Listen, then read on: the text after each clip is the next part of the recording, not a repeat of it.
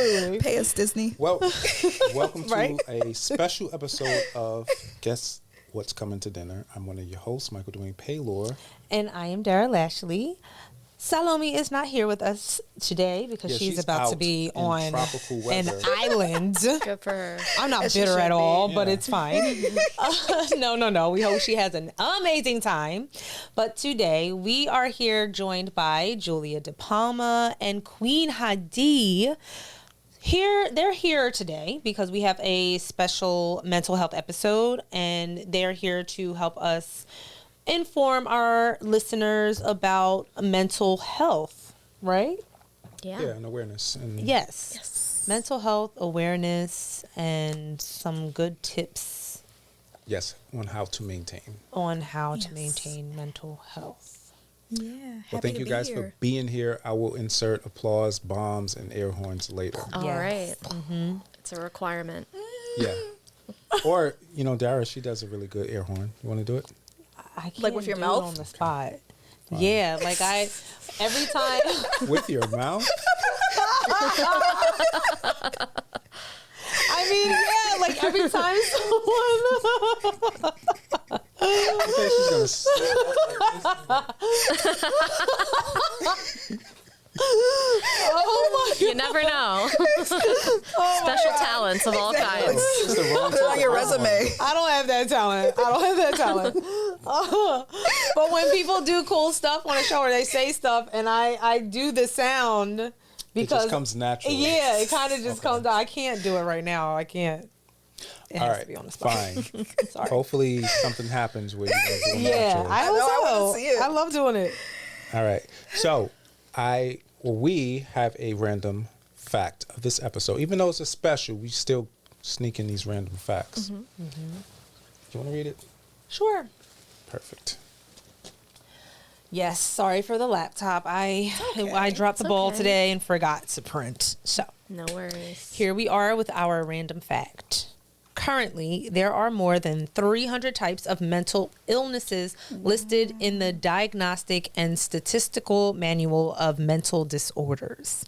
A few common ones are depression, anxiety, addiction disorders, post-traumatic stress disorder, eating disorders, attention deficit hyperactivity disorder, and bipolar disorder. I got like 4 of those. I think 2 more and I get bingo. 2 more and what? I said I have 4 of those, and if I get 2 more, I might get bingo. Oh my God. I got the eating disorder one, depression. What else? ADHD, ADHD. Woo! and probably another one I wasn't paying attention. PTSD? PTSD? Throw it in there. Sure. Oh my God. Got that too. No, yeah. I have a lot to say about And that. and is that? I'm sorry. I have a little less to say. I was just gonna ask: is that America or? It doesn't say. The Doesn't DSM is say. used. That's a great. I think the DSM is only used in North America. Okay. And then there's something else called the ICD-10 that is used internationally. And they actually vary a lot. And then on top of that, now that there's more research coming out about how trauma affects the brain, a lot of things that we call depression and anxiety fall under the umbrella of PTSD. But there's like overlap, obviously, because but what's annoying is that the DSM doesn't have what's called complex trauma as a diagnosis. So complex trauma is when there are a series of traumas over time. It's not like one big trauma, and that's way more common. Yeah. But the ICD has it as a diagnosis. So And what is the ICD?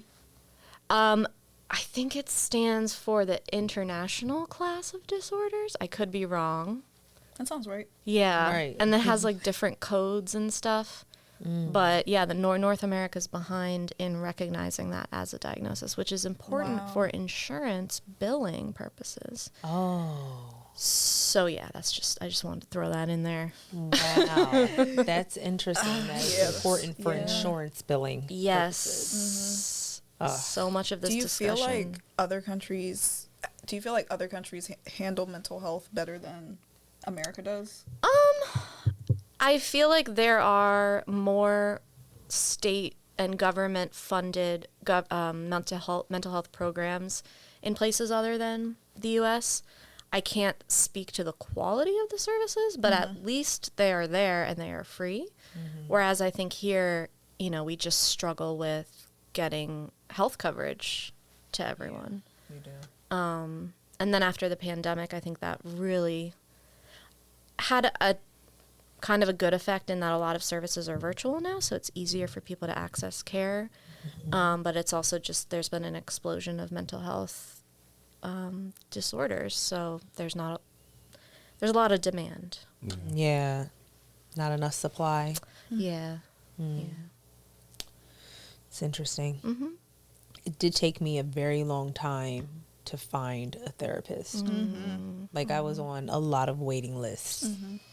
Yes. Did you use any sites or resources to help your search? No, I used my insurance at the time. Okay. And I just asked them what places they cover. Like I called them up and told them what I was looking for, and they gave me a list of, I guess, providers that are were under the insurance I had. And I kind of just went down the list and called, but I was on a lot of waiting lists. Around how long would you say it took you to actually find and stick with the therapist that you liked? About a year. Wow. Yeah. Yeah, Wow. it took a long about time. right, yeah. It took about a year, because the first therapist, so actually about a year and a half to find the one that I like. Yeah. Because the first therapist I had just wasn't the greatest, you know. She really talked to me much more like I was a girlfriend instead of actually giving me anything that was useful. Right. And I remember in one session, she was like, "You're kind of a Debbie Downer." And I was like, "Okay, bitch. That's why I'm here. I know that sometimes I get depressed. I'm trying to seek help. Like, how you going to call me a fucking Debbie Downer? Fuck you." I was so annoyed. Yeah. I was like, "How rude are you? Are you going to call me names?" And she's charging you to do it. Right. Exactly. I was like, "I'm paying for you to help me. Like, give me strategies that I don't know, because I'm not trained in this. You know, that's what I'm here for." Like, but I guess. So at what point did you decide to walk away from that therapist? It took me a long time, actually, because I was like, ugh, am I going to get it? What's going to happen? Yeah. Right. Am I going to get another one? How do I do that? I got to go through this all again. Like, but luckily she did it for me. Okay. Like, I don't know if she was lying or not. I don't know if she also realized she just wasn't a good therapist for me. But all of a sudden, one session, she was like, "So I'm moving to Texas, and I don't know, blah, blah, blah." I was like, "Oh, okay.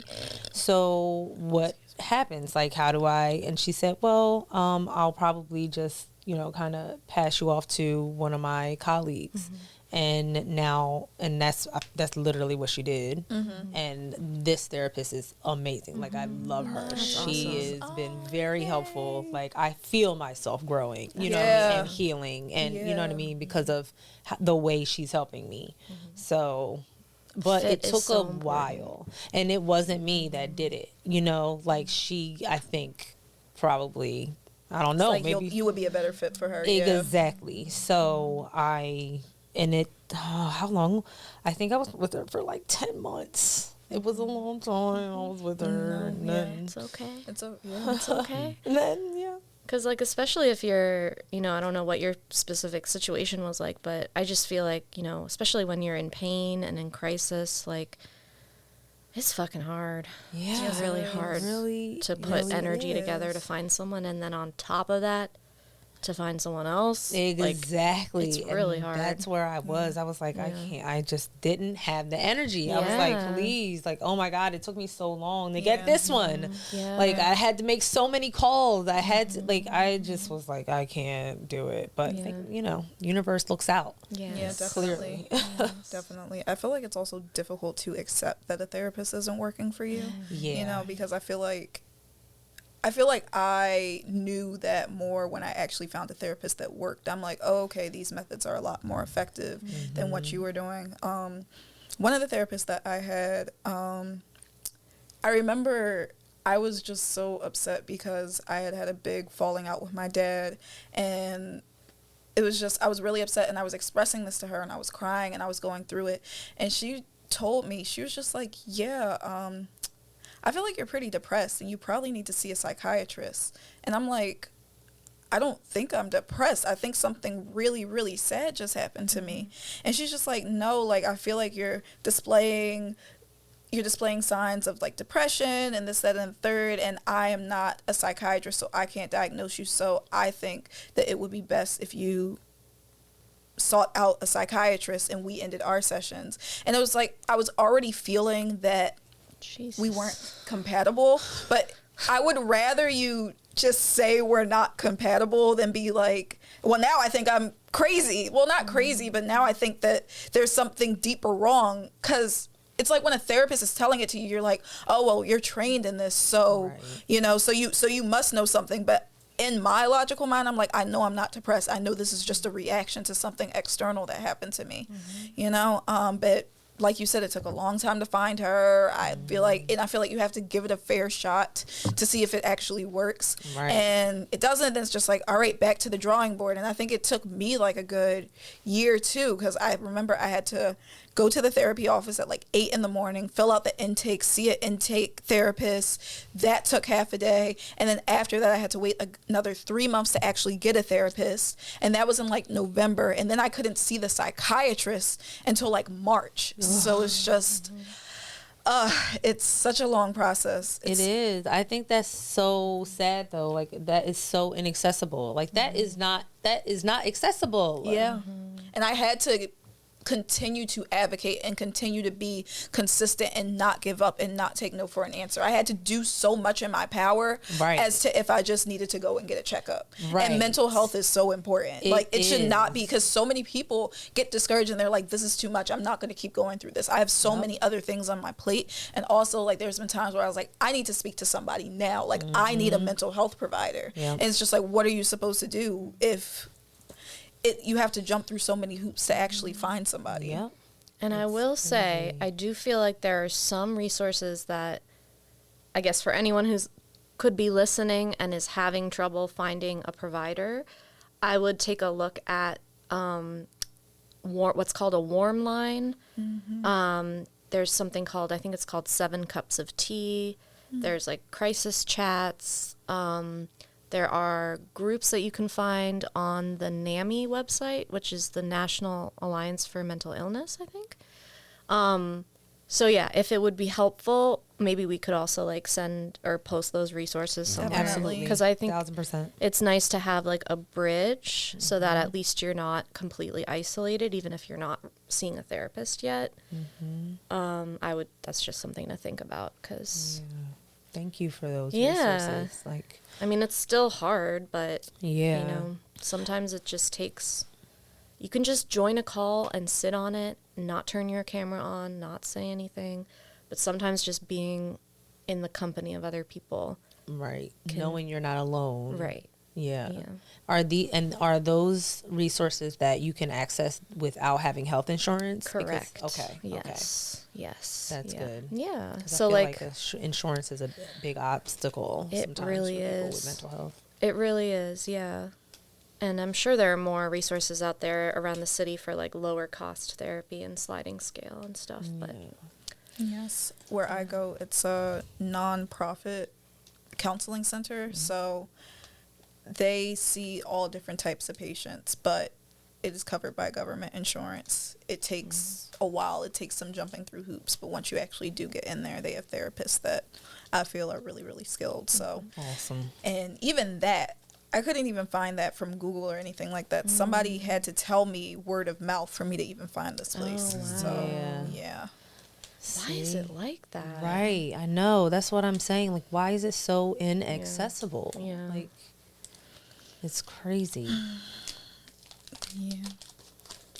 Sorry, this is super loud. No, That's it's fine. I was just thinking in my mind, like, it's so inaccessible, but every time I watch, like, I have Hulu with ads, and I have something else with ads.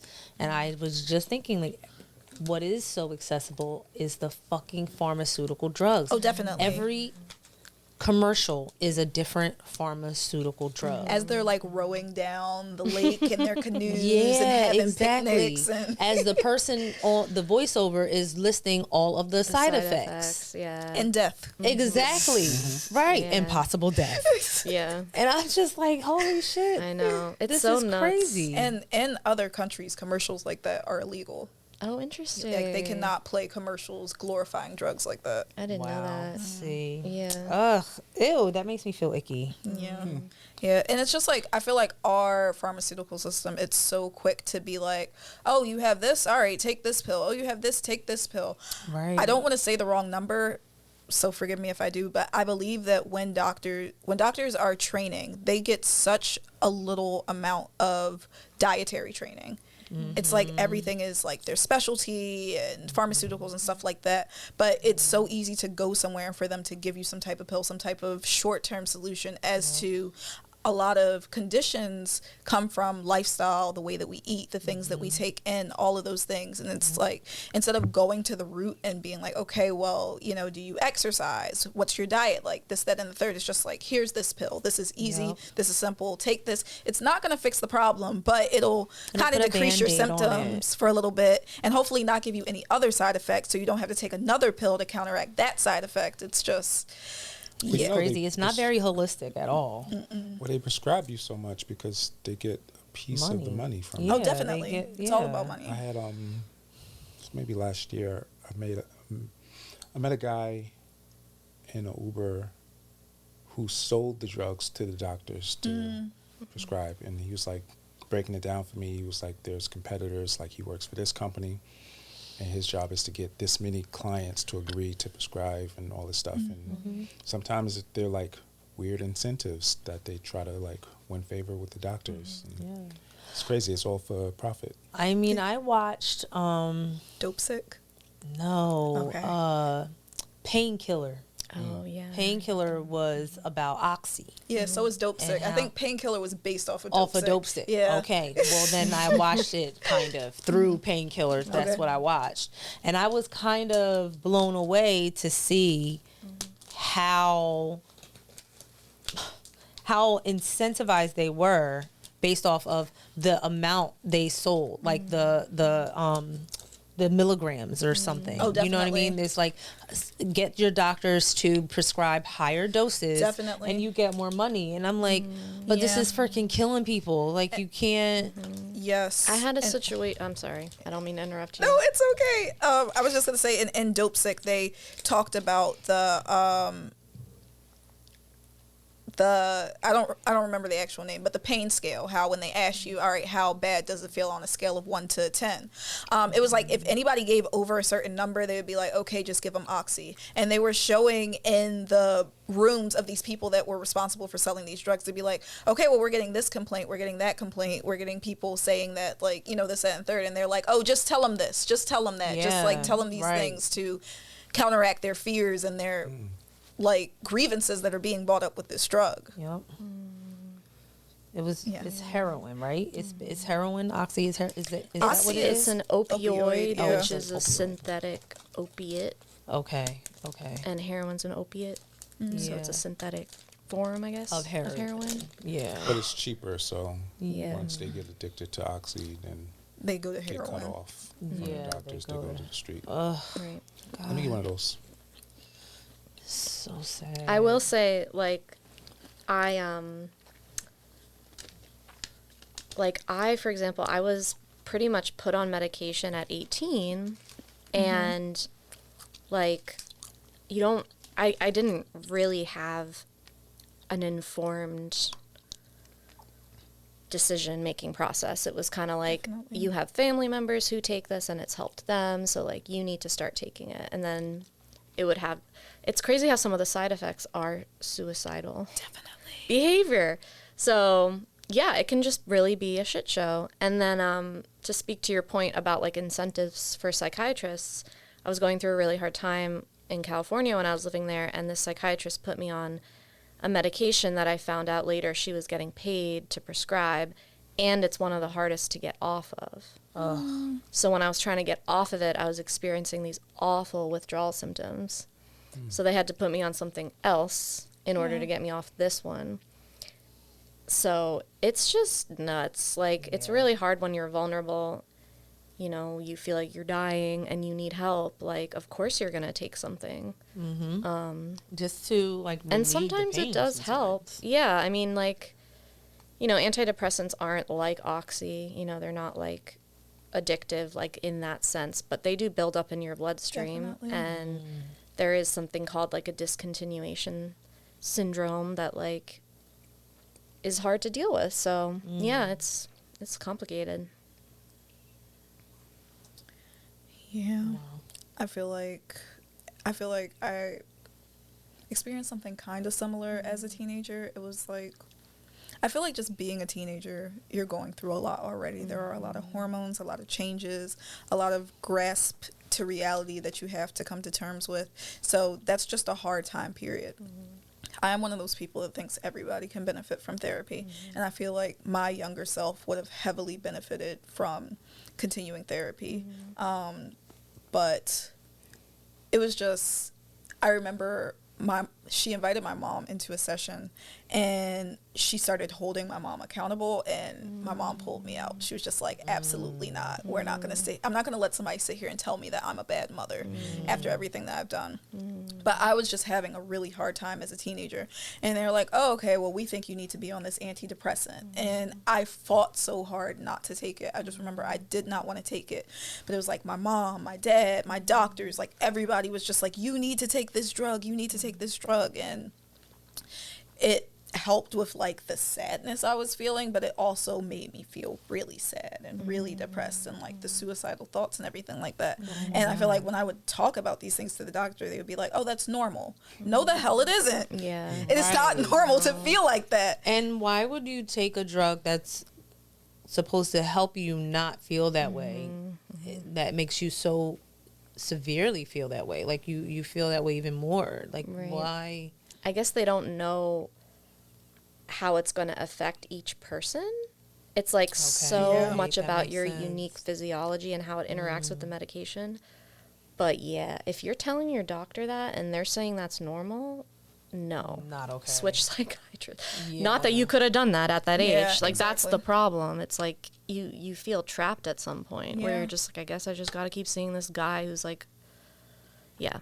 Yeah, and it's also just as a teenager, as a kid, I Yeah. feel like nobody listens. I feel Yeah. like you're Right. trying your hardest to advocate for yourself and to tell these people, no, I don't want this, but everybody else thinks that they know what's better for you at that age. So it's like you kind of don't have a choice but to listen to these people, or either listen to these people and take this drug, or keep complaining and keep feeling how you're feeling. No, like, Between. exactly, no middle ground. It's tough. It sucks. It really does. So we do have a list of food items that boost mental health. I'm starting to be, anyway. I haven't been historically, but I'm starting to be very much interested in how food can heal you. Definitely. Right? Like how you can change, how you can heal yourself through eating better, and just. So I'm really excited to get into this list about the mental side of it, right? Like, because what I've been looking at are foods that help you just, maintain a health in your body and your organs, but I haven't really been looking at mental health. So this is really cool. All right. So we have salmon. Ooh, I love salmon. Yeah, salmon. I said There's an salmon. L in there, but it's a silent L for some Okay, reason. salmon. Yeah. Okay, salmon. Ooh, It's not I salmon? said salmon. It's not, I mean, people say salmon, Yeah. but Salmon. My mom But says it because my she's mom Italian. says it too. But salmon. Okay, so it says fish is generally a healthy choice for dieting, especially salmon. It's okay. Salmon, I know. Say it how it's spelled. Salmon contains high levels of omega-3 fatty acids. Omega-3s are linked to reducing depression symptoms and other mental disorders, and can boost memory and learning in the brain. Nice. Right? I have to. So I grew up, my mom loves salmon, and literally, it was like a meal every other day. And so I grew up eating it and went through a period where I'm like, oh my God, I can't eat another freaking piece of salmon ever. Like, I don't like it now. Yeah. But I've recently had it and I was like, you know what?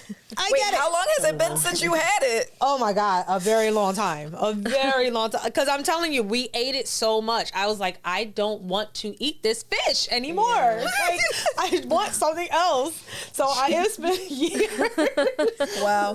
She wouldn't let you have any other type of fish?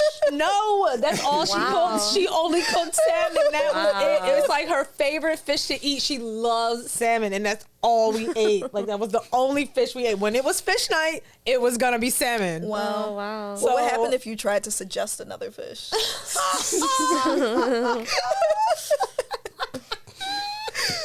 That's hilarious.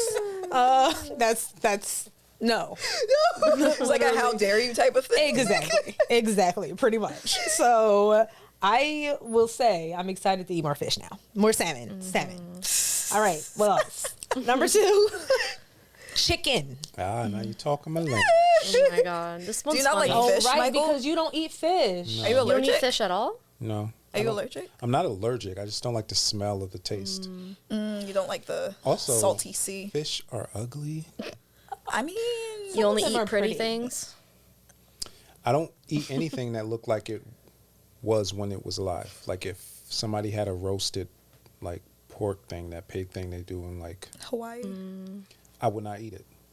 It can't look like it used to. I mean, I well, a understand fillet of that. fish doesn't really look like a fish. When I was a kid, my parents did try to force me to eat fish, but they had the fish that had the skeleton still in it, and you had to eat around it. And Yes. it's Yeah, that's a I thing. understand It's that. hard, What yeah. about shellfish? Do you like crabs no or shrimp? fish. It all tastes like the ocean.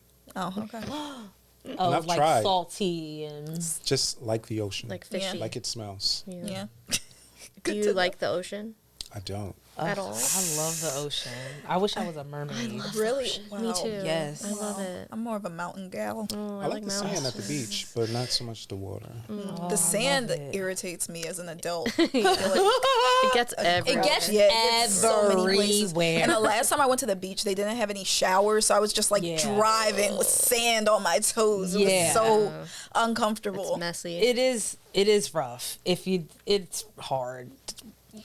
It's a lot. The sand. And you just feel like you have to shower, and then You it's just like do. all this sand coming out Yup, of all these just different places. everywhere. Just, and then you can't even go into the ocean to say, "Oh, I'm going to get the sand off of me." Right. No, 'cause you have to walk literally, back through the that's beach. right. And the honestly, sand that's underwater. where you get most of the Yes. sand in your places, your craw. because it's I didn't know everywhere. this was a problem. Just had to with say it. It's a problem. Oh my God, it's Yeah. a problem. It's a problem. not the Anywhere best. that you think you can 'Cause get think sand, about- sand can get there. The Yep. difference between what women wear to the beach and what men wear to the beach. Hmm. What men usually have shorts. You know, like there's a lot of. And our shorts have nets. Yeah, look at you. Yeah, what's Yeah. We can barely get pockets. Yeah, I would love a net Yeah.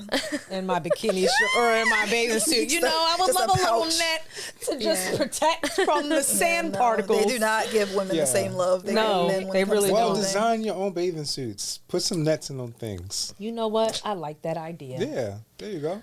Because I've never had another guy express having problems with sand. Like it was never Lucky you. mentioned. Right. Lucky men. Lucky men. they have a different situation going on. You Yeah. know, Yeah. Yeah. Quick rinse. We on our way.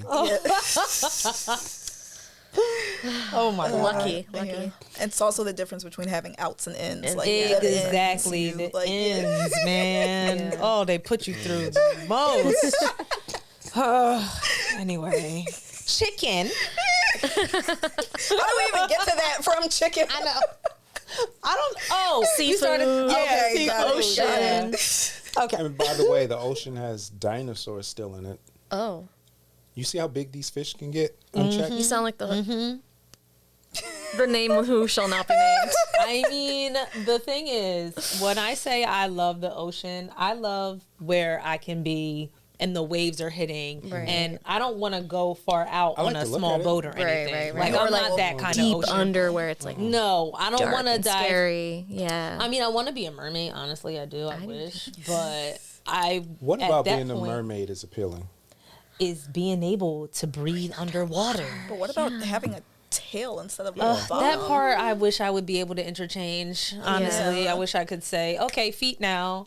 I just want to be able to breathe Ariel. underwater. That's what I want. Okay. Sign a 360 contract to get that deal. Ugh, no, never. Well, would you be a like reverse mermaid? Would you? The fish on top. No, I've never thought of that. I never did either.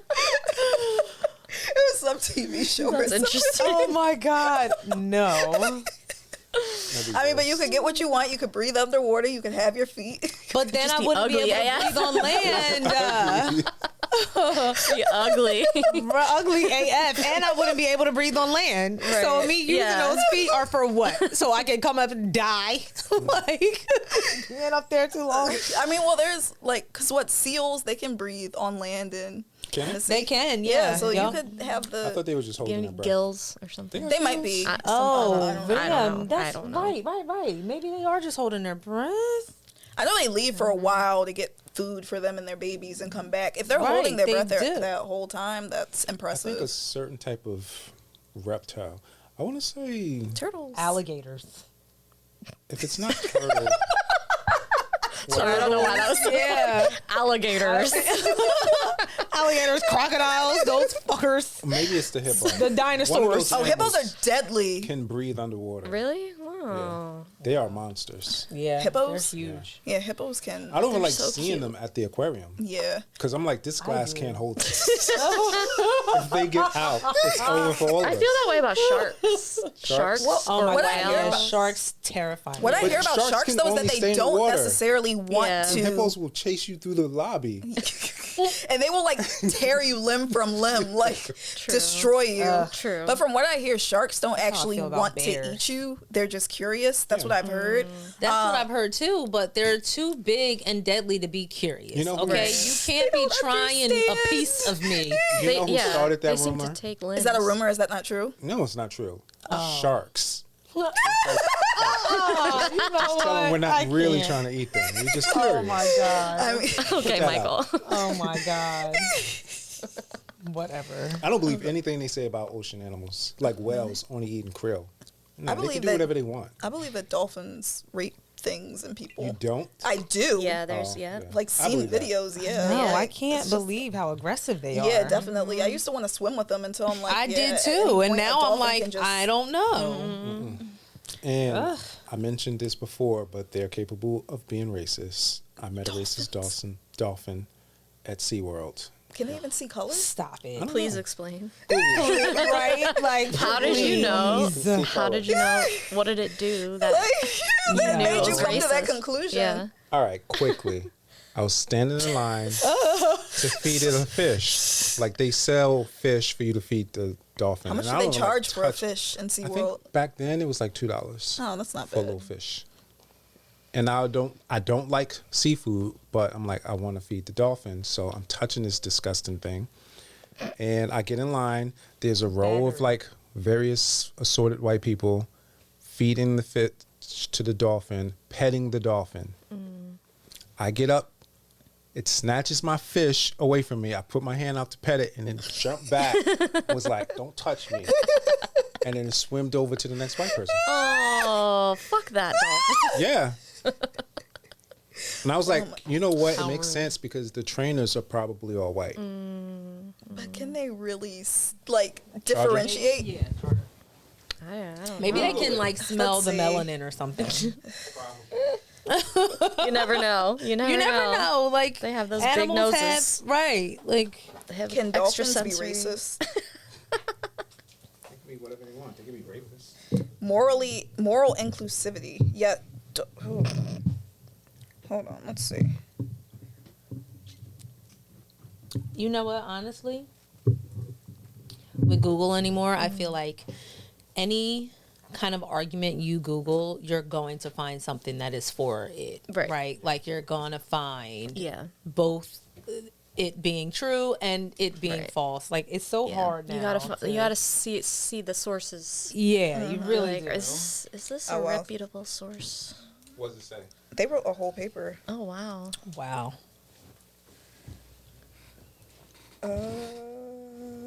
They kill for fun. Yeah. Dolphins? Yeah. Mm. They're naughty. Wow, so they're murderers? Hopefully they don't take over the world. Sure. But I remember when, Michael said chicken was on that list, and I was like, what? Chicken? Yeah, I know. Just because it's very, very What, basic? common. Yeah. Is it the Yeah. protein? Okay, so chicken contains tryptophan, Oh, that's what you the said. same amino acid in turkey, often associated with the sleepy feeling after Thanksgiving dinner. While tryptophan doesn't actually make you feel or make you tired, it does assist in serotonin production. Got you. Okay, the brain uses serotonin to help manage mood, maintain memory, and fight mental disorders like depression. Nice. See, eat more chicken. Okay. Okay, will do. I mean, I loved your chicken. I wanted to. It was really great. Yeah, your Michael chicken was made us really, some really really good. delicious chicken. He really today. did. Oh my yes. goodness. Amazing chicken. Amazing. What it was? Greens, Chicken, yams, rice, cornbread muffins. Beautiful. I mean, the ultimate comfort food. Yes, perfect For for this today. mental, right? Exactly. Yes. For this And mental That's health. what I my was gosh. going for, comfort. Yes, and Yeah. can we talk about how it is raining? We are in the Yes. house all snug, talking Yeah. about mental health. We had a delicious meal. I'm wearing my bear slippers. This is like the Yes. perfect aesthetic for a mental health episode. Amen. I feel Yeah. like I'm all about all the sensory stuff. I tell all my clients, like, make a kit of stuff that is, like, calming to you, like stuff that you like to smell, stuff you like to look at, like Yes. comfy blankets. Yes. It really makes a difference. It does. definitely. I'm an incense person, and I Ooh, love. smells. Like I'm so sensitive to smell. It's sometimes very annoying. Actually, like I smell everything. It sucks sometimes. Yeah, it could be overwhelming. But I'm so sensitive to it. Like I'm constantly lighting incense, and it's so or like burning sage or Palo Santo. Like I kind of. And I need it. Like the smell really helps me calm down. It's like a shift. It I feel really like is. It shifts my energy. Sorry. It does. It does. Do you get that same effect? Does I anyone don't else get that like? from Candles. incense. Oh, okay. Candles. Definitely Right. candles. Yeah. Candles, Candles. and then Same way. the oil diffusers are really good. Yeah. Lavender's a big one for me. That helps a Oh, lot. lavender is lovely. Yes. Yeah. Ugh, I feel like there's just something immensely satisfying about cleaning your house and just when you're done lighting a nice candle. It's just such a sophisticated, adulty, relaxing thing to do. Why wait Yeah. until after you're done? Why don't you light that thing in the I beginning? feel like that's the indication that it's done. Like that this is the Cherry. ritual. Yeah, the cherry on top. Exactly. Then you can just Yep. sit back in your The nice clean reward. house and smell your candle. Okay. Let's get into chicken. Oh, goodness. Oh no, we got into chicken. Oh my God. See, my bad. Whole grains is next, guys. Sorry. Number 3 is whole grains. Does whole grains contain gluten? Probably. I would Typically, feel like. think so. I don't know. Yeah, 'cause I don't think know. it comes from wheat. Yeah. Yeah. What's so good about wheat. whole grains? Well, it says it includes foods like oats, beans, wild rice, and soy, so it doesn't have to be gluten. Okay. The brain and body need complex carbohydrates like these to encourage slow glucose production and provide consistent energy. More often, however, many people consume simple carbs and experience spiked blood pressure, which is associated with several mental health disorders. So I guess simple carbs are the breads and wheats and stuff and yeast and stuff. Yeah, like if it's not whole wheat, right. then it's refined, right. and that's less good because it's more quickly broken down into, I think, glucose, which causes a spike in insulin, which can cause mood changes. Yeah. I think. You're right, because they said this encourages to slow the glucose production, not spike it. Oh, there you go. Yeah. So whole grains also assist with tryptophan absorption. So when eating whole grains with turkey or chicken, your patients set their brains up for better success in reducing depression and anxiety symptoms. Nice. Interesting. Yeah, very interesting. Very cool. See, a chicken sandwich. Oh no, wait, but I needed to be on whole grain bread. Yep. Yeah. I don't think Chick-fil-A is whole grain. No, they're not. They're tasty, but they're not whole grain. I think they have a multi-grain bun.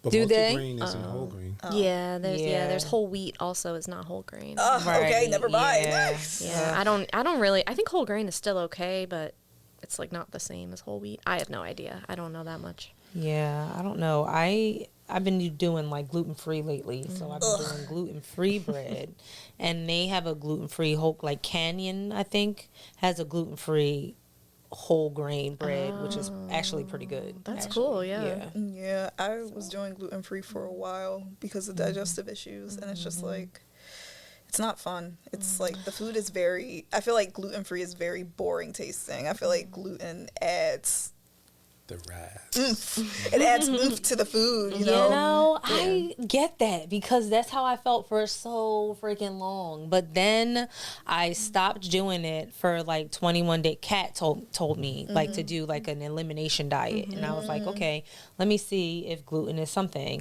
And I stopped. My bowel movements were so much better. I felt so much lighter. You know what I mean? And so like I haven't cut it completely out. Like every once in a while, if I'm going out somewhere to eat, I'm fine with eating gluten. But at home, there's no gluten. Yeah. Like I'm not eating it. Yeah, because I feel so much better. That's good. Like I guess it's just how it reacts with your body sometimes. You know what I Definitely. mean? Yeah. And so it's not, I agree that stuff does taste better. Yeah. It does.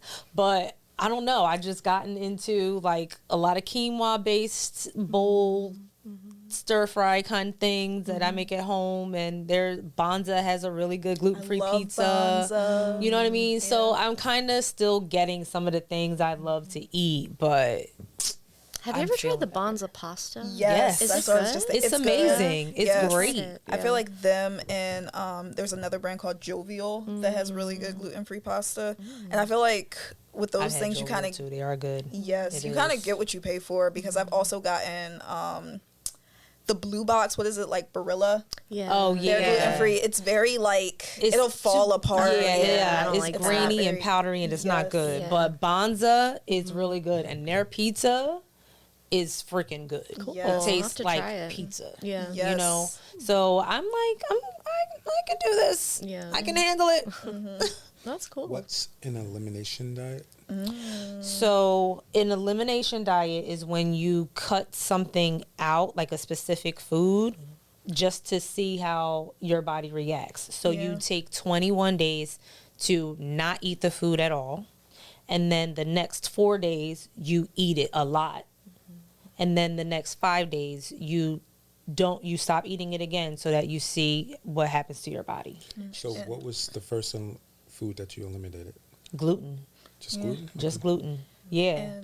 And it made a huge difference. It made a huge difference in my digestion and bowel movements, and then also in just the feeling in my body. Like I just feel better. Like I don't feel as heavy after I eat. I don't feel as sluggish after I eat. And I can freaking poop better. Yeah, they recommend that type of diet for people with IBS often, because so pretty much foods have FODMAPs in it. I can't tell you right off the top of my head what FODMAP stands for, but there's foods that are high in certain components that are more difficult for our body to digest. So they will recommend people with IBS and with digestive issues to do an elimination diet so that they can see which foods they have an increased sensitivity to. Right. And like you said, as it goes on, you reintroduce those foods to your body, so that way you have a clear image of, okay, these are the foods that negatively affect me. Because like you said, it's up to your like physiological makeup. What affects some people may not affect you. So Yep. doing a diet like that can really help you gain insight on that. Exactly. Yeah.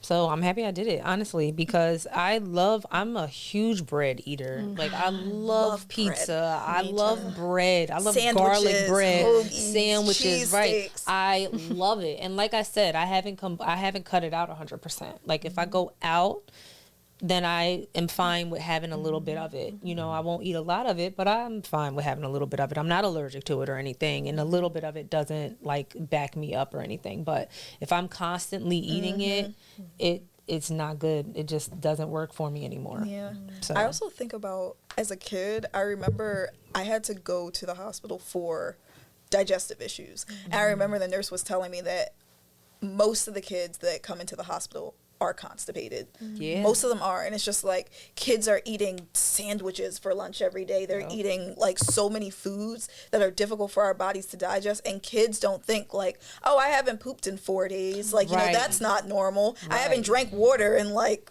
all day. So that they don't think like that. They just go about their life. It's not until you start getting older and you start feeling really sluggish and like, you know, just pain in your stomach and stuff like that, where you're like, whoa, something's wrong. Yep. You know, but exactly. And that's I am so happy to poop. Like when I can, oh my God. It's so gratifying. I am just like, yes, thank you so much. I have like the biggest smile on my face. like It's important. So when it is, so when you can't do it and you're like uncomfortable and bloated, it's like, oh no. I feel like it contributes to a lot of anger. Like, you know, sometimes when people are angry, I'm like, I wonder if you pooped today. Exactly. Yes, and anxiety. It's not good to have it in you. It's waste. It has to come out. It needs to come out, because if it doesn't come out, like you said, it's waste, and it's just in your body, releasing whatever into your bloodstream. I feel Forcing the same your body about. to reprocess and like focus on it, not Yeah. disrupting. It's like energy your body's using that could probably free up if you just pooped. And What were you I saying? think we should do the same thing with our emotions. Release Yes. So if you let Release them them. stay inside and you don't let the energy of them discharge outside your if you don't let it There it is. if you don't let it discharge. Also, like with the case of trauma, it's like, and this, I don't want to get into too much detail if it's triggering, but like if your body was mobilized to fight back, but like you weren't able to fight back, that energy kind of doesn't get discharged from your body, and it can create a lot of issues because you haven't completed like what's called the stress cycle, which means like we can recover from something stressful as long as there's an appropriate amount of like aftercare and resources and support after the stressor. But if you don't have that, so sorry, I just went off on a tangent. No, right? No, yeah, like, this is awesome. like it's like physical energy that gets trapped in your body. So like a lot of people even say depression is anger turned inwards, because a lot of times it's like if you are suppressed in your ability to express your anger, especially if unjust things are being done to you, then it can get internalized. Definitely. Yep. So My therapist tells me that. Yeah, So, yeah. yep. And It's true. yeah, And I feel like to yeah. what you said too, when you don't release those feelings and release those emotions, they can also manifest into physical ailments Absolutely. as well, you know? Absolutely. And I just feel like we're not taught how to do that, you know? Not I at feel all. like it's very there. So one thing that I love about social media is seeing how gentle parenting is making such a huge statement right now. And I feel like people, especially people from my culture, Black people, they associate gentle parenting with like letting your kid walk all over you and letting them be disrespectful and X, Y, and Z. But I feel like so many people do not understand that children are not anywhere near as developmentally advanced as we are. Their parts of their brain are still developing like well into their adulthood, you know? So it's just like, we cannot expect a kid to be able to say, oh, I am upset right now because you took away my toy. Like, no, they're going to scream and yell and holler because that's what they know how to do. Right. You know? So it's just like, it starts from a young age, and seeing these parents that are giving their kids autonomy and listening to them and validating their feelings and teaching them de-escalation methods. It's going to be such a huge influx of emotionally aware children, teenagers, adults, because they're gaining those skills so much earlier on in life than we were. Can you elaborate on the escalation methods? Oh, de-escalation. De-escalation methods. I have so much I could say about this, and I feel like too. There's somebody on TikTok who I relate to very well, because sometimes I feel like when people will try to speak on gentle parenting and try to speak on de-escalation methods with kids, if they don't have kids, they'll be like, "You don't know what you're talking about." But I feel like as a teacher, not that I want to, but I can't hit a child. I can't corporally punish a child. I can't, I just can't do that. So I am forced to learn de-escalation methods.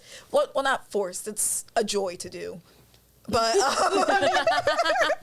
but you have no choice but to learn these methods to calm these children down. And de-escalation methods. So just remembering and keeping in mind that kids, their prefrontal cortex, the part of their brain that is responsible for decision making and impulse control and all of that good stuff, that is not anywhere near fully developed until they're, I believe, 25, 26 years old. So kids have to learn how to bring themselves down. And things like that include modeling the behavior, getting down on their level, teaching them how to breathe, teaching them that it's okay to cry, it's okay to yell, it's okay to feel like this. You just can't hurt anybody else and you can't hurt me.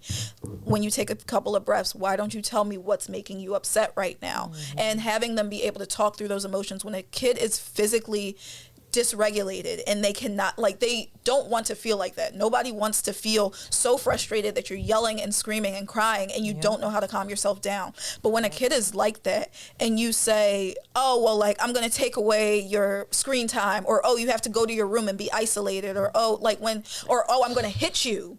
Because you're pissing me off.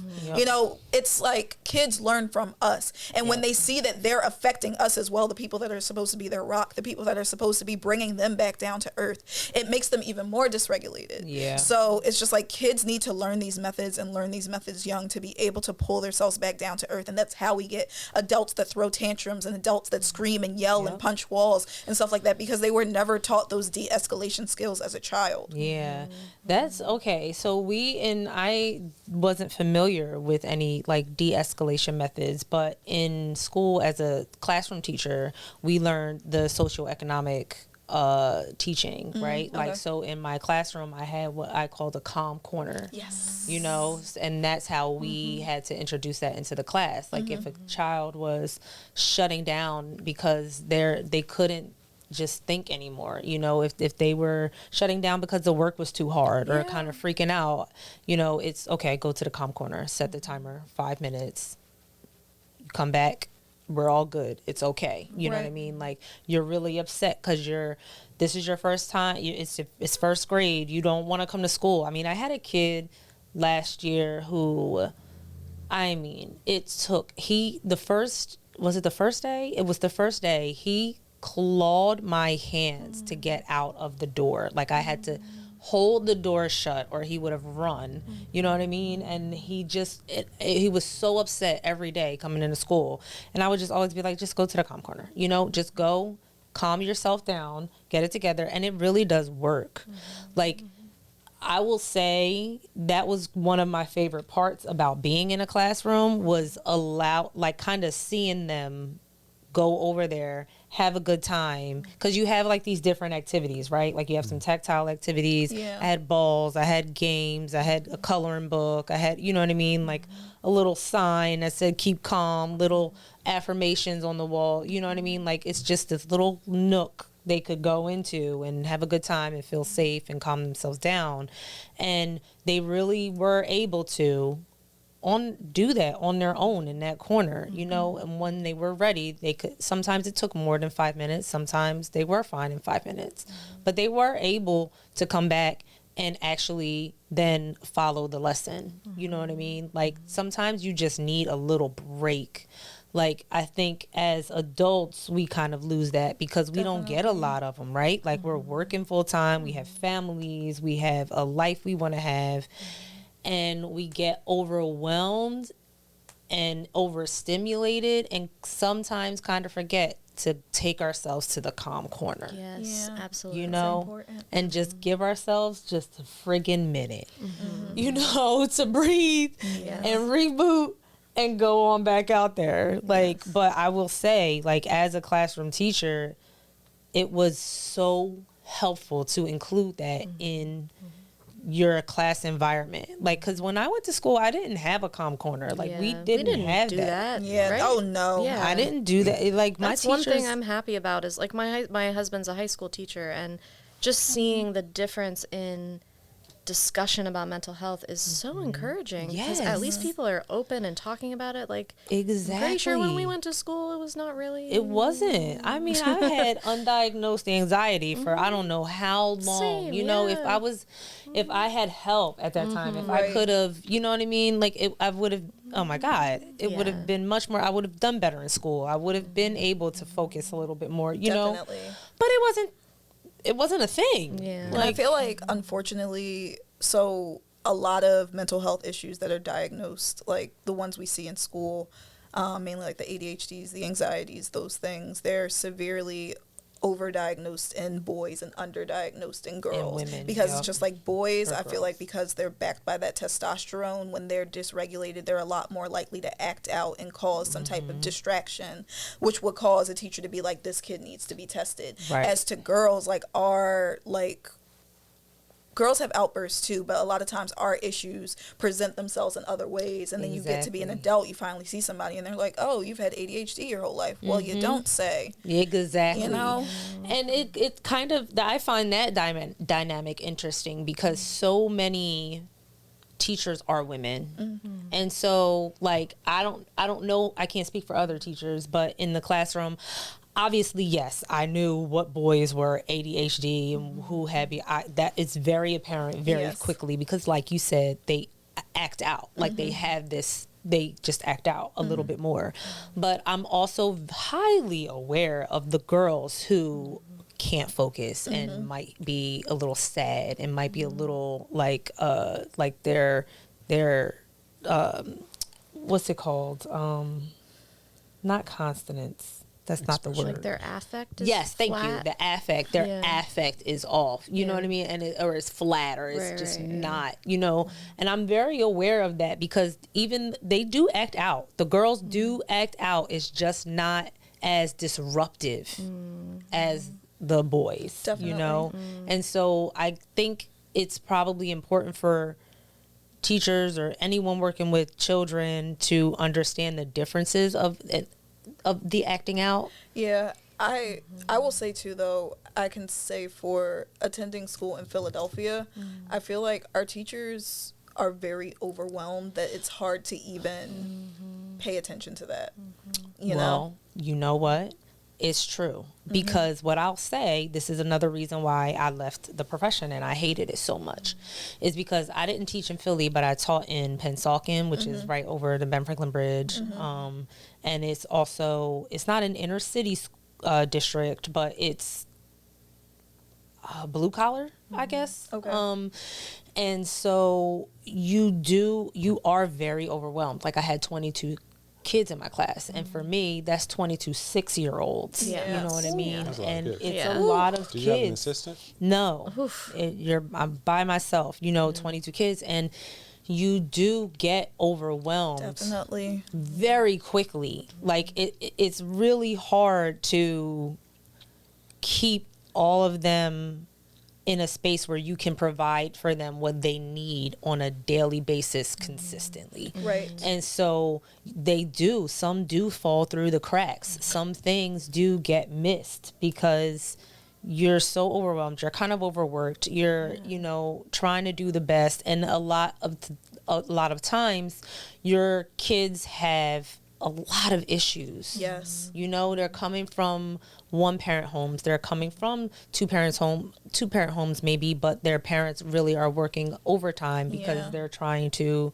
afford life. Right. You know, they're coming from abusive situations. They're coming from parents who don't dress them properly to even come to school to be prepared to learn. They're coming from spaces where they're not having breakfast or, you know, it's really a lot. It is. And you have to be very mindful Of all of that. Of all of that at this, and at the same time teach them. Yep. Yeah. Make sure they're learning, make sure they're meeting these benchmarks. Yeah. And it's very much like, it's very much you, not you versus them, but it's like you are one person at the same time. Exactly. You know, it's just like you have to develop such a level of classroom management Yep. that it's like you're able to keep them engaged. And Yep. you know, if one kid starts acting out, like trying to make sure that they don't affect the other children's learning, it's just Exactly. it's It's a so lot. saints And in angels, all of that, blessings. in doing all of that, you miss out on the moments where you could be spending time with this kid at their desk trying to make sure they really get this skill, and seeing that light go off. And I think that was like the most depressing part for me, that I literally just couldn't help the way they needed to, the way I wanted to. Like, I kind of felt like a failure every day, you know? Like, I could Because- see yeah. what I wasn't doing. I'm sorry. You know what I mean? Like, ugh, it's awful. Can I have a pretzel? I feel like it's like set up to make you feel that way, because it's like, oh, you have this impossible task and then you don't have enough resources to actually carry out the task. Exactly. So it's kind of designed for you to feel defeated a lot of the time, and it's a systemic It issue. is. And it's Yeah, so sad. frustrating. Because you look at these beautiful little kids who you know are looking to you to teach them, and they want to learn, and they're so eager and they're so beautiful, and you just fall short. Yeah. And you just can't do it. Yeah. It's so sad. I know, right? But yeah, no, it's hard because it's just like I feel like teachers have such caring hearts and they want to make a difference. They want to love on these kids as much as they can, but it's just like sometimes I know for myself I had to accept that I cannot change everything. Yeah. No matter how much I try to do and how much I try to advocate, some things are just how they are. And some things I'm going to stress myself out more trying to change and trying to make different when, you know, you just can't change everything. And you don't know what these kids are going through and seeing and experiencing before they come to you. So all you Yep. can do is the best with what you have that day. Yeah, it's not for me. I just couldn't do it. It depressed me. Yeah, I'm depressed just thinking about it. Honestly, right? Okay, all right. Let's move on to avocados. Avocados are next. Love avocados. Avocados are an extremely brain healthy food. Avocados contain high amounts of healthy fats that aid in brain function. They also contain high amounts of lutein. Lutein. How would you say that? Lutein? Lutein. I know they're in Avocados and eggs. Avocado. What? You say What? about avocados? He doesn't like avocado. Never You have mind. to eat them Well- a certain way. Yeah, I put salt on mine and eat it right out of the avocado Have you ever cup. put salt on a peach? No. No, No. no. Is that good? Yeah, I think so. Oh, Did it back in the 90s. I could imagine like sweet and salty. Yeah. Like, Are you one of those people that likes tangine on your mangoes? What? What's tangine? Tahini. no. Oh, What are you talking about? I don't know. Like spice? tahine, yeah. I'm sorry. No, it's okay. No. I've been saying that. Nobody ever corrected me, so thank you. It's Tajin, so I can see how you would. Because yeah, in Mexico, they Tangine. sometimes pronounce the J's like huh. Right. Yeah. Instead of ja. Hut's tahini. I don't know, whatever. But Tahini. I don't really know what it is, but it's spicy. It's like a, Oh. like a chili pepper powder, and people like it on. The one thing Mango. podcasts need is a clear voice. You Oh my goodness. cannot I'm trying to explain eat that this- while this chewing a pretzel pretzel. before it melts. Maybe people like it. It's like ASMR. Some people are. Yeah, some people do. No, to answer your question, it was just salt on peaches. So you probably like tahine then, or what did you say? Tahini, you're doing it right. I'm never Tahini. gonna find this spice. did I say before? Just so you know. Tangine? I said tangine. I said tangine. We're going to have to watch it I don't again. think I But said- it's okay. I thought I said tahine. No. I don't think I said G. I wouldn't pronounce the J like that. I'm pretty sure I said a ha. I could have sworn Tashi- it was Ta- You did say Tangine. tangine. You did say tangine. But it's I think okay. but it's all right. So when we It's watch okay. it over and I didn't say that, Okay. like please credit. Oh, maybe we should guys. make a bet. I will tag you. Yeah, I would like a bet because I don't think I said that. I bet you a bottle of Tahine. That you said tangine. I don't think I said because I know what a tangine is. Like What is tangine? a tangine is like it's a pot that has a like it has a cast iron bottom and it has like a funnely top. Oh. But I know that's a tangine. I don't think I would say tangine when I know what that is and I know what tahine is. I guess we'll find out. Yeah. Coming soon. Yes. Stay tuned. So avocados, they're gross. Also, Not gross. You They're know so what? good for the you. testicle fruit. The testicle fruit. Yeah. Why? Really? They're 'Cause supposed they to look be like a- aphrodisiacs as well. Really? Oh, really? Wow. But just because they're shaped like testicles. Our testicles. Wait. Kind of. Don't they grow I two in a mean, pair? I guess kind of. I don't know. Makes sense. That's a weird. If your testicle is shaped like an avocado, You should to see go a to the doctor. Yeah, you should probably go see a doctor. Unless it's a really small Small one. avocado. It's shaped like a testicle? An Hanging? avocado? Yeah. Imagine two of Maybe them you should go to a hanging from the doctor, tip. Michael. Fine. I won't Two argue. of them hanging, like, cause they have the smaller. Yes. That's how. So imagine the smaller parts connected and them just laying like that. It would look like testicles. Yeah. Oh, I okay. I mean, When you that say it makes like sense, that, I guess. Yeah, I can see that. Sorry.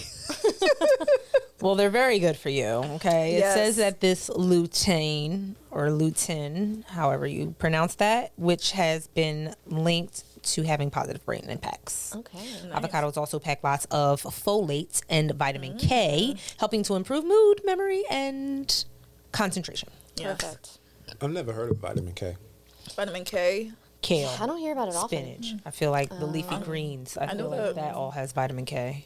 I think Just when because it babies. start with K and kale starts with K. often. No. I thought the same thing. Yeah, I did too. I don't think. No, that's Just a coincidence. But Yeah. babies, I believe when babies are born, they either get vitamin A cream or they get a vitamin K shot. On their eyes? Oh. It's either a shot or a cream on their eyes. I don't know which is which. Yeah, like they get like something on their eyes, right? That like greasy. Yeah. It's like an antibiotic, right? Yeah, they did it to know all what my it kids. is. They never mentioned why. What it or was. What it was. Yeah. It's It's supposed an to prevent them antibiotic. from getting pink eye, but they say that Oh, that would make sense. Yeah. Right, Coming because out. you're coming out like yeah. It could Michael's go anyway. face. Yeah, it My definitely first makes kid sense. came out after poop came out. Yeah. you saw it. Well, Yeah. Yeah. that's The beauty real. of childbirth. right. What you gonna do? Yeah. You know, you're pushing. And your wife told you it was okay to see what was going on down there. Well, I didn't look at the first one, but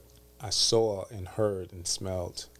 Because listen, the first one, we went there just for a regular doctor's appointment, and they decided to Induce her. induce her right there. And she was like, before we left the apartment, it was like, I have to poop.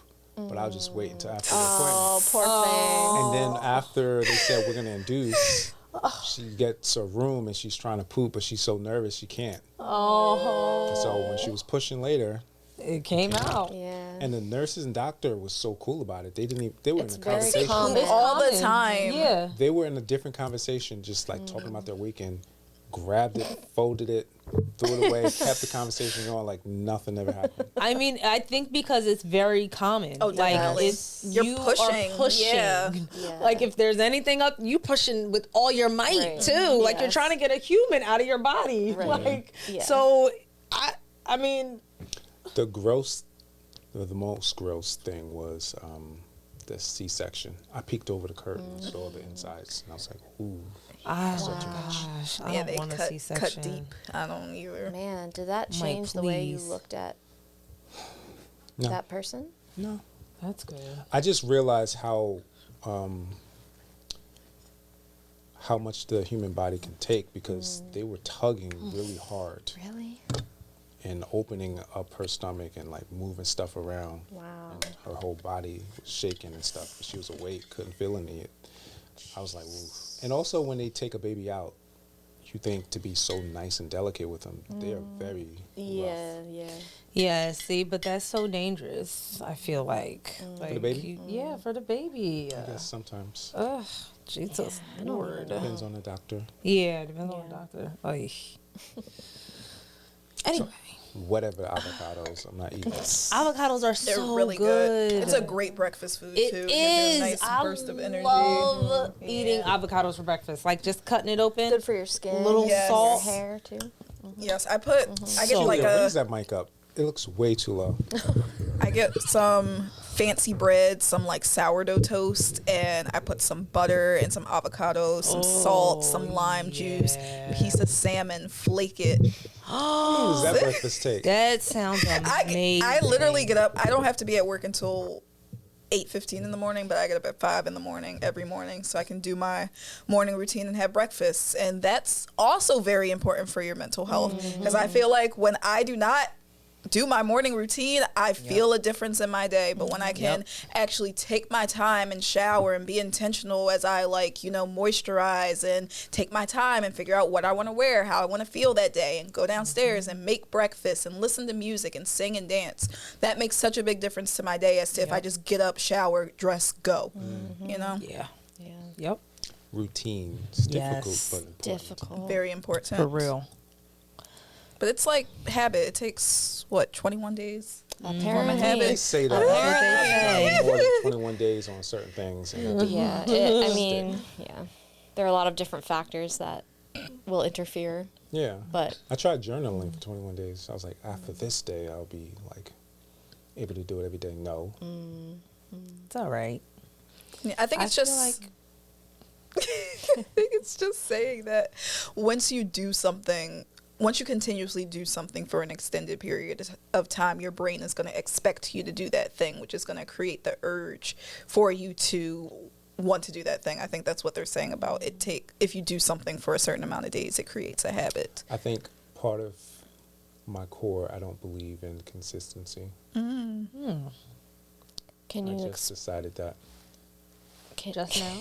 can you expand on that? I mean, What does that it's mean? just, it's one of the things that I feel like I gravitate to acting is because when you're working on a set, it's not going to be forever. Maybe 3 months, and then you go on and you do something else, versus showing up to the same job every day for years and years. It's like, I don't even watch sports because I feel like it's boring. They're just going back and forth to the same destination. It's like, I don't You like the need more consistency. stimulation. Yeah.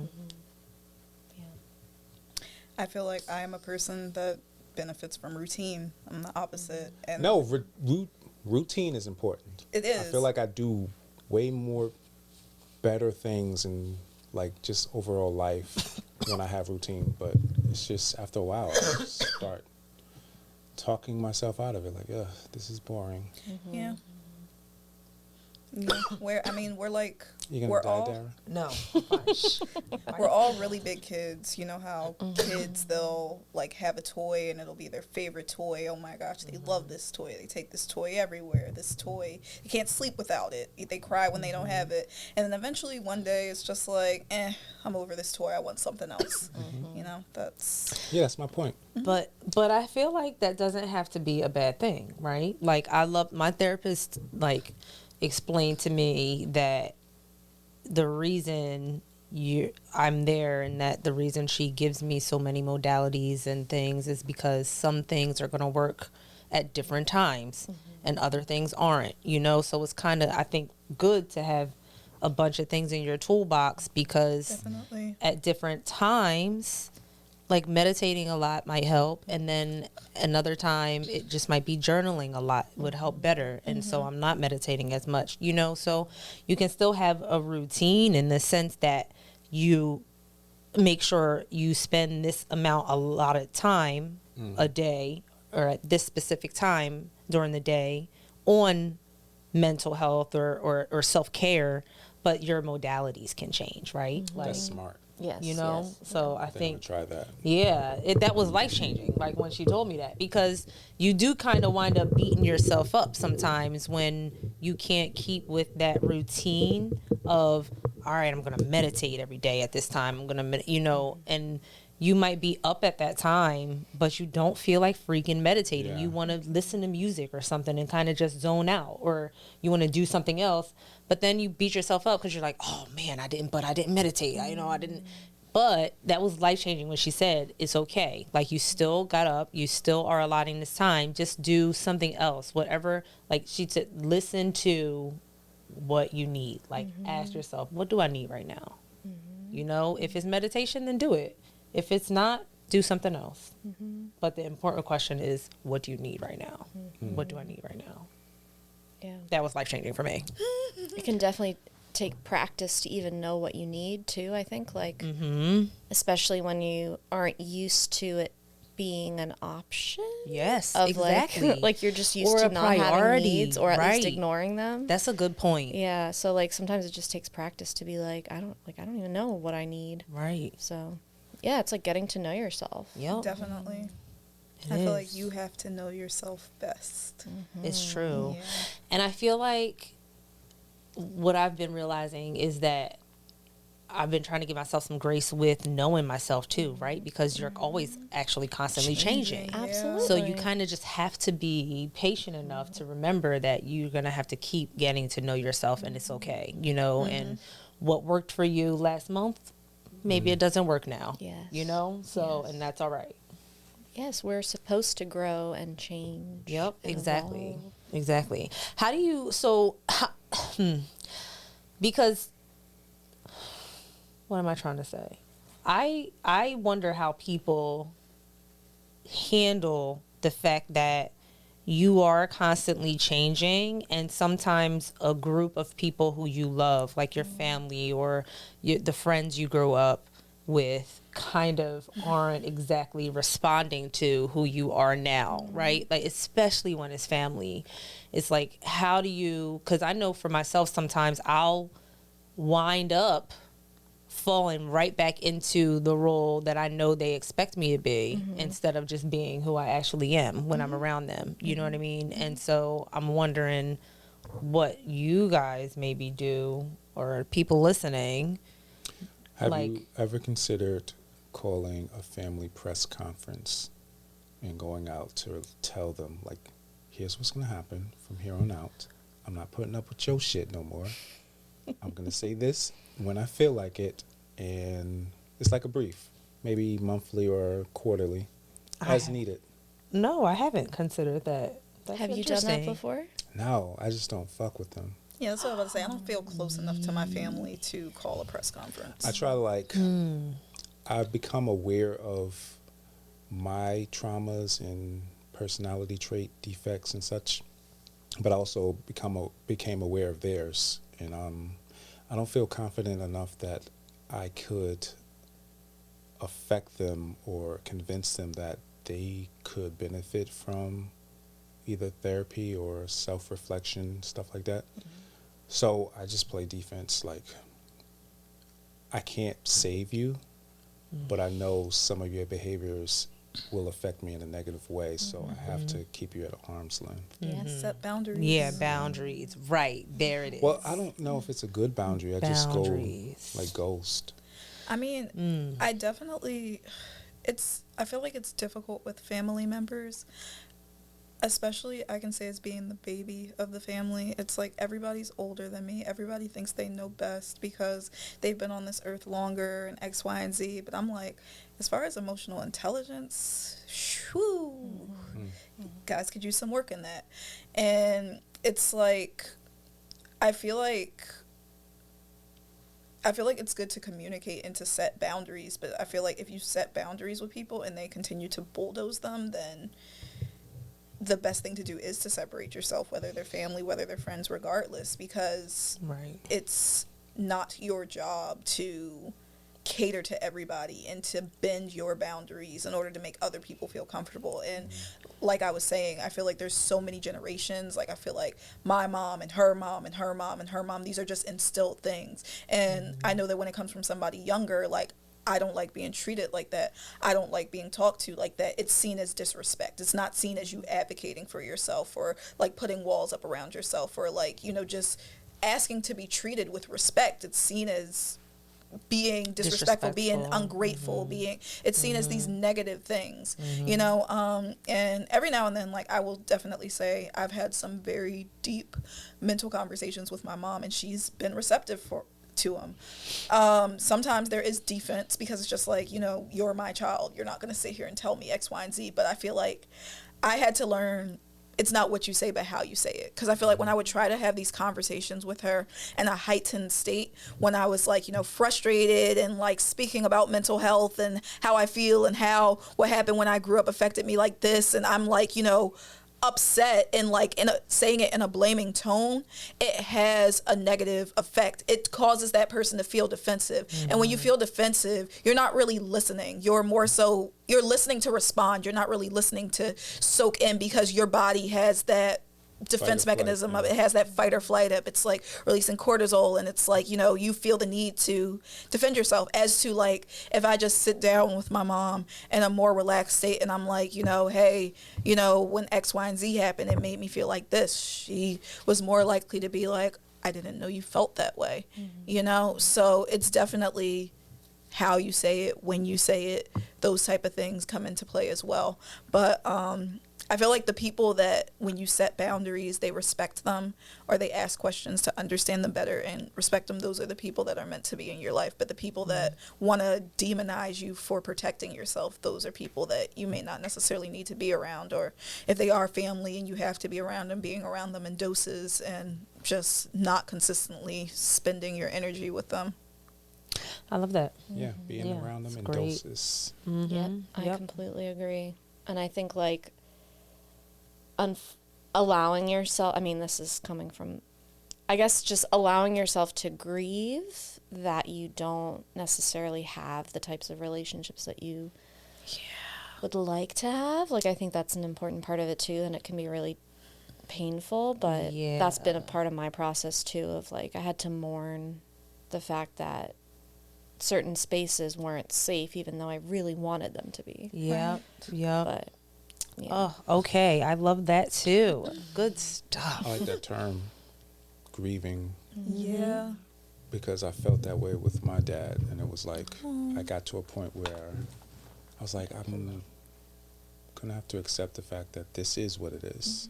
It may not be the relationship I would like it to be, but this is the reality of it. And in a way, I guess that was me grieving and letting go of the idea of this thing. Absolutely. It's important. It is. And you can go back and forth. Just because you grieved it doesn't mean you're done grieving it. You may have periods of time where you feel it more intensely. Yeah. Yeah.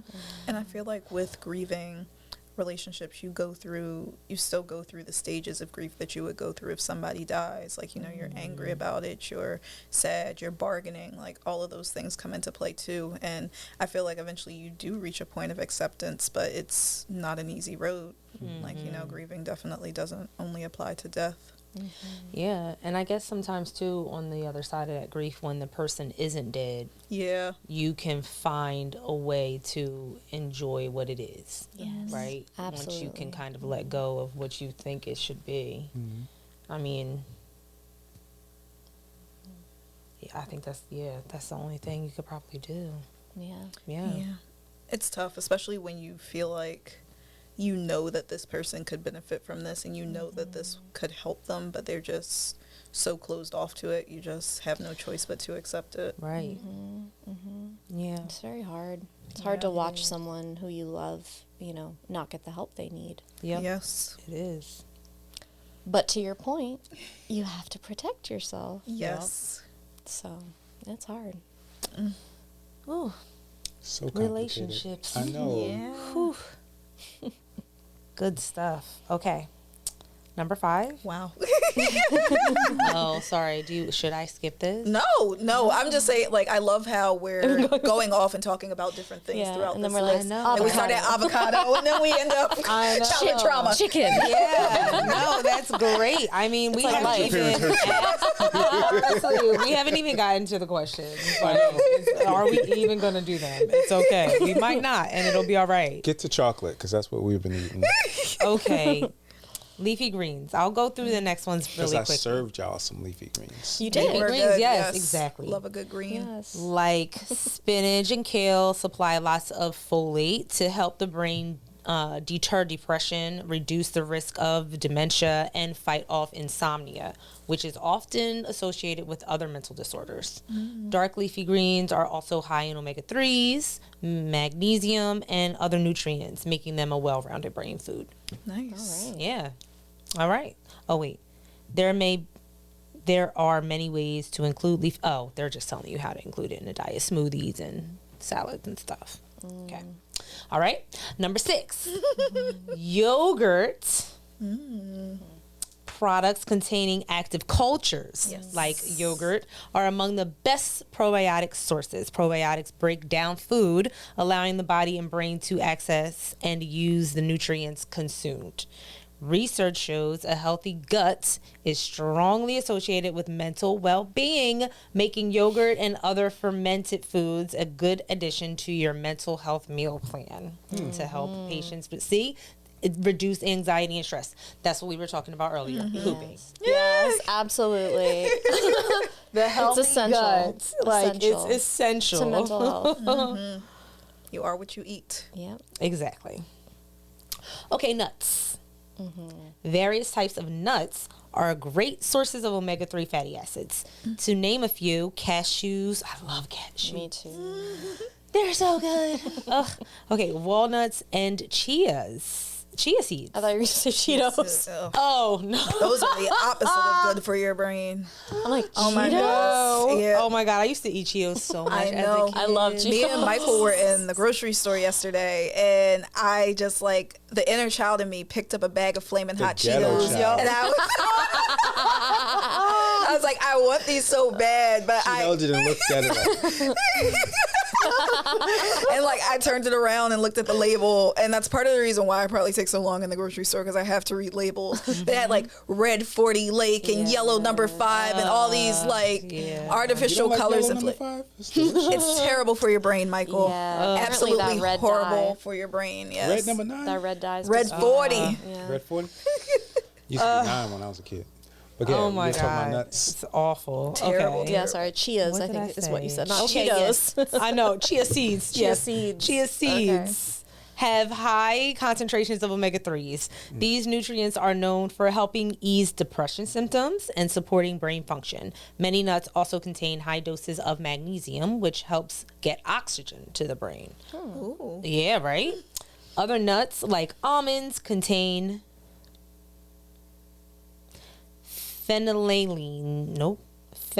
phenylalanine skies. It's okay. It's okay. I can picture. PHENY Yeah. LALANINE. Gotcha. Phenylalanine. Yeah, I have no idea if that's phenylalanine, right. right? Yeah, I Just think made it up. something like that. Okay, which helps the brain. Oshkosh, bagosh, oshkosh. Right.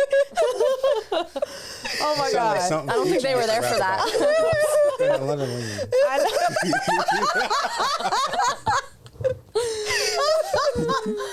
Oh my God! Okay. Oh gosh. Well, the phenylalanine helps the brain produce neurotransmitters like neuropinephrine. Nope. Norepinephrine. Yes, thank you. Woo! Yes! Yes! Sorry. Come on. Damn, I wish you were near the You did it. Is this where you usually sit, Michael? So you can push the Norepinephrine. buttons? that can improve mood. Woo! Yes. Oh. This the pH word Yeah. is also believed to help reduce Parkinson's disease symptoms. Interesting. Nuts. What kind of nuts? Okay, they said almonds. She just Almonds, said. because almonds are the ones that contain the pH word. Walnuts? Walnuts and chia seeds have concentrations of omega-3s.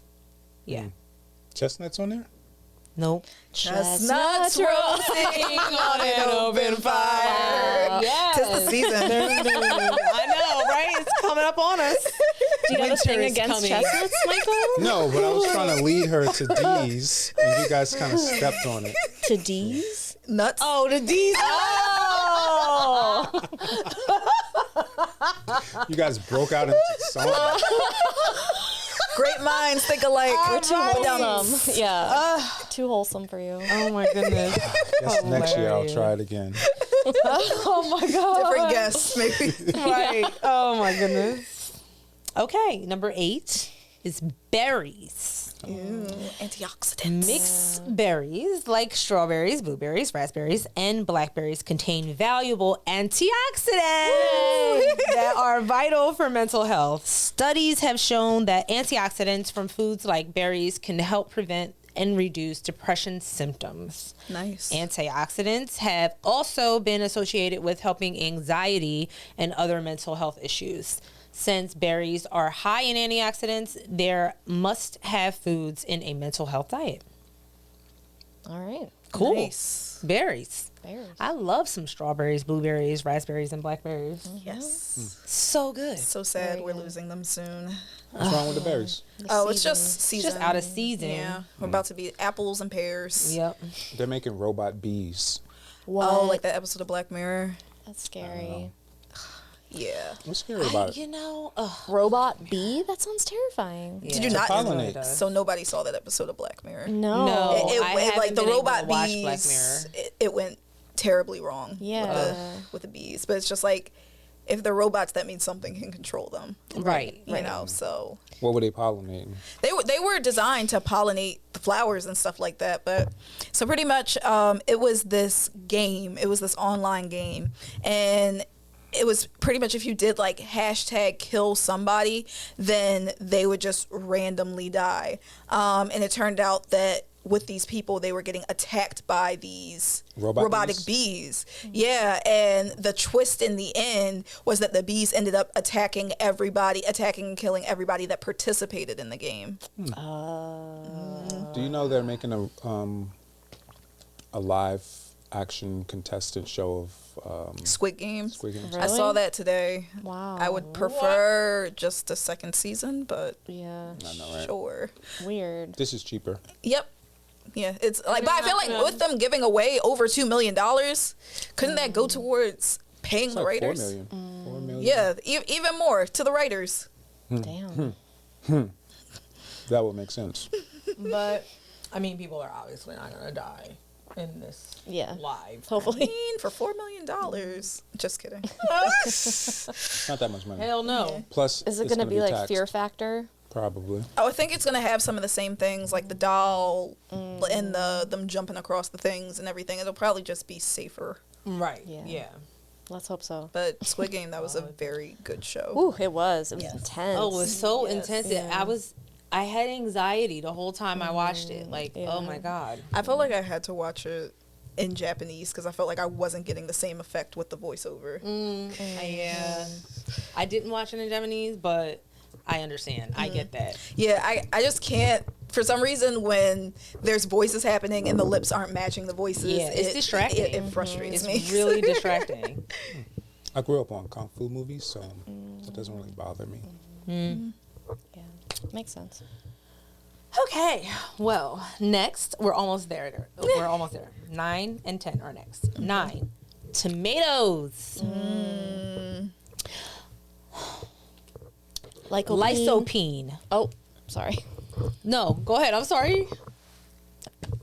I just remembered the thing that I always hear about is like I don't know if it's lycopene or Yeah. Oh, I said Lysopene. I have no idea how to say it. lycopene. Lycopene, the phytonutrient responsible for a tomato's red color, is extremely beneficial in many areas of health.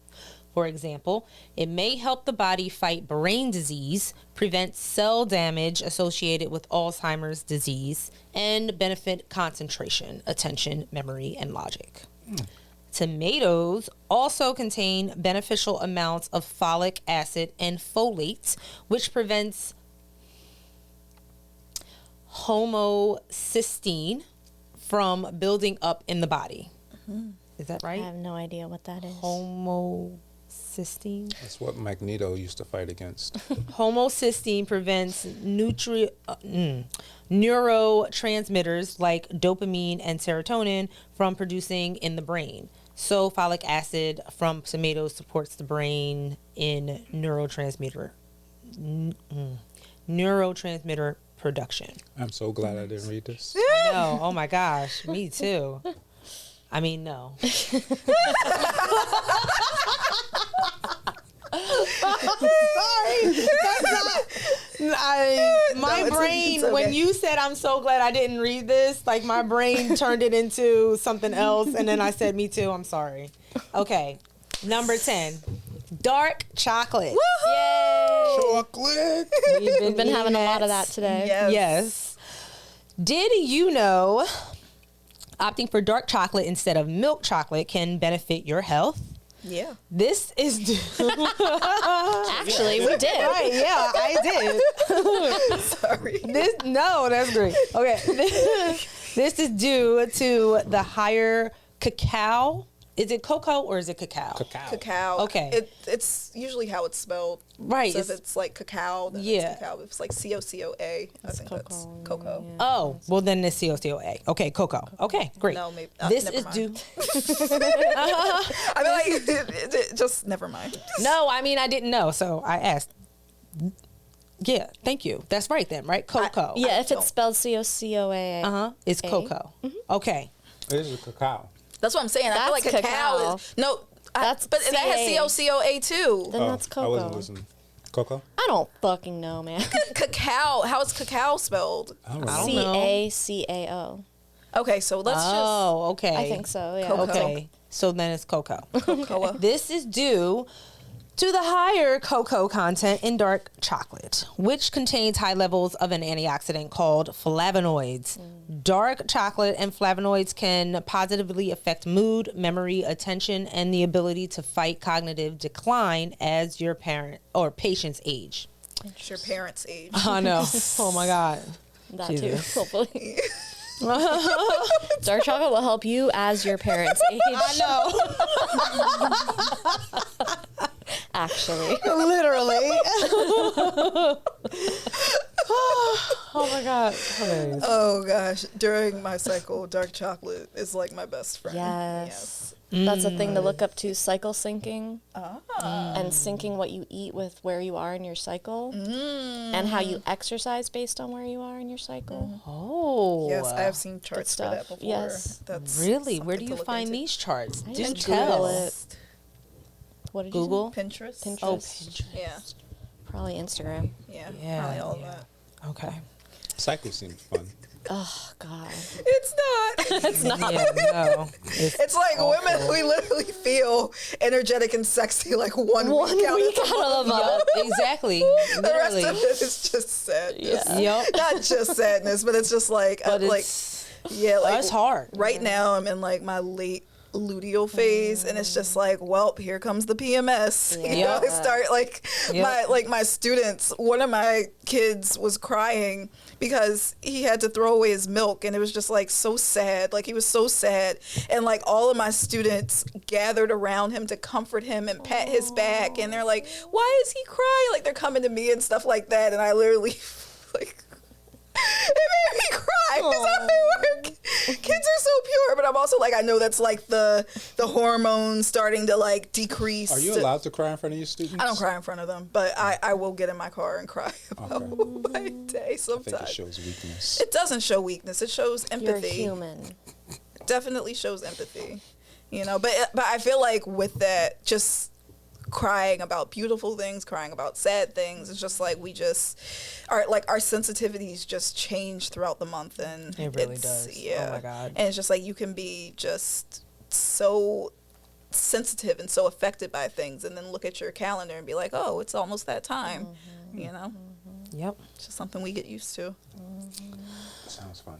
Yeah. It's a ball. Yeah, but men, you guys have hormones and stuff too. They do. What? It's We true. do?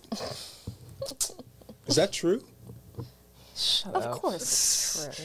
He What do you think testosterone is? he knows. Yeah. He's just playing dumb. Anyway, the darker the chocolate, the more cocoa. The darker the chocolate, the more cocoa, which means more antioxidants. Yeah. The darker the berry. To be most beneficial, dark chocolate should contain 85% cocoa or more. We have 100% Despite, cocoa. yeah, we do, which is disgusting. bitter. Despite being healthier than milk chocolate, dark chocolate should still be consumed in moderation. I feel like as a kid, I used to eat so much candy, and now, like, I'm an adult. It's just like, ugh, that's enough for me. Yeah, You know? for real. You can't have too much sweetness. Too much. All right. That was So, all of the foods. The foods. That's a good Question. list. Here's what I learned. I need to start eating better. Yes. Because all that information, if it's true, Right. I could be basically just sad because of how my dietary You are what you situation eat. is. Yeah. Could be part of it for sure. Yeah. You can definitely improve it. 1,000%. So expensive though. I know. Is it I fresh mean, I berries? feel like, but I also feel like there's ways around it. When I was more plant-based, I did a lot of buying vegetables, a lot of imitation cooking, which is like taking vegetables and making them taste like meats and making them resemble things that are like meat. One of my favorite things was mushroom stroganoff instead of beef stroganoff, and it's like, so when you know how to cook and when you learn how to cook these things, and when you also shop at like produce stores and produce junctions as to getting your produce from like Acme and those type of places, you definitely see a difference in the price that you're paying. But food, period, is just expensive right now. It is. Yeah. It is. I think frozen berries you might actually be able to get away with Yeah. because I think they actually hold the nutrients better if they're like immediately frozen from fresh. So that may be a cheaper option. Okay. Check it out. It's also good It's to just the food. It doesn't last. Like sometimes I change my mind and I don't want to eat. something that Yeah, I about do to the same expire. thing. I'm the same way, but I will try to just shuffle it out throughout the week. Like make one meal in a crock pot, make something cold, like some egg salad or something like that. That way I don't have to eat the same thing every day. I can kind of switch it up. Yeah. That works. Yeah. Yeah. Because I'm the same way. I can't just eat the same thing every day. Water's also really important for mental health. Yeah. Oh my goodness. Water. Oh, can I get Dehydration. some water? I don't think you like water, do you? No. Michael, I don't really care for it. he has a I like the collection idea the water. of water flavor packets. Oh yeah, that doesn't It's still surprise water. me. Yeah, I don't know what's in those Water. It's not powdered water, Michael. powdered water. What is it? Everything. It's in the air. It's in us. It's life. That's why we need so much of it. Just got to get it in And your different brain ways. too. You have to hydrate your brain. There's a lot of water up here. We're like 60% water. Yeah, something like that. Yeah. When I was younger, we were 70%. Kids today. Oh boy. I loved that part. I would love some water. Now I'm thirsty. What did you say, Did Derek? you guys watch They Cloned Tyrone? I No, started I want watching it to. last week. Michael said it was really good. It was Heard really good things. so good. They cloned They Tyrone. cloned Tyrone. Thank you. It's yeah, I so want to see good. it. Jamie Foxx, first of all. Legend. I mean, when I say I just love this man so much. Did you Like, just recently see it? no, I saw it when it first Okay. came out on Netflix. But he is so freaking good. So talented. He's so, oh my God, I love him so much. I pray to God, like, please let me work with this man. I don't care what I do for him, but please. Because, oh my God, I love him so much. But in that movie, do you remember where they were talking about water? The guy, they were like trying to decide something, and the one gangster guy was like, we gonna go get this water, gonna get this H2O. You know, we're like something percent water, so we need water. We need water to think. We need, you know what I mean? Like, it was funny. It was great. And I was like, oh my God, it's so true. We do need water. I don't remember that scene. Oh, damn. I watched it twice, and it's really good. Wow. Yeah. I No, only it's got good. to when they were like in the lab and they found the guy that died the night before. Yeah, so It's the beginning, Queen. I know. Yeah, I fell asleep. It was Oh, teacher bedtimes. yeah. Yeah. It's a good movie. You should definitely watch it. Yeah, I want to see it. It's on Netflix, right? Yeah. Jamie Foxx. I'm gonna watch it again tonight. Yeah. This time, pay attention to the cinematography. Well, that's what I was paying attention to the first time I watched it. And then the second time I watched it, I was paying attention more to like the compositions of the shots, like what they put in the shots and all of that stuff. And I want to watch it again to pay attention to like the coloring and stuff, because they did some cool coloring and stuff too in that movie. And so I just want to keep watching it. I don't know. It's really good. It's really good. I want to get to that level where everything you point the camera at is important. Yup, me too. Yeah. Same. And they did that a lot in that. Yup. And there was this one part where it was a slow zoom in when they were standing at the car formulating the plan. And I was just like, it's so perfectly framed. And Yup. the zoom in kind of gives you the feeling like this is important, pay attention to it, and the stakes are being raised. It's just really good. Everything is so intentional. It was. Ugh, I loved it. It was good. It's enjoyable. Yes. Tonight. Yep. Okay. Question 1. Questions. All right.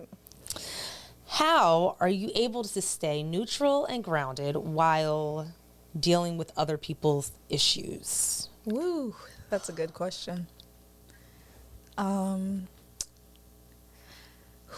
feel like for myself, it took a lot of time.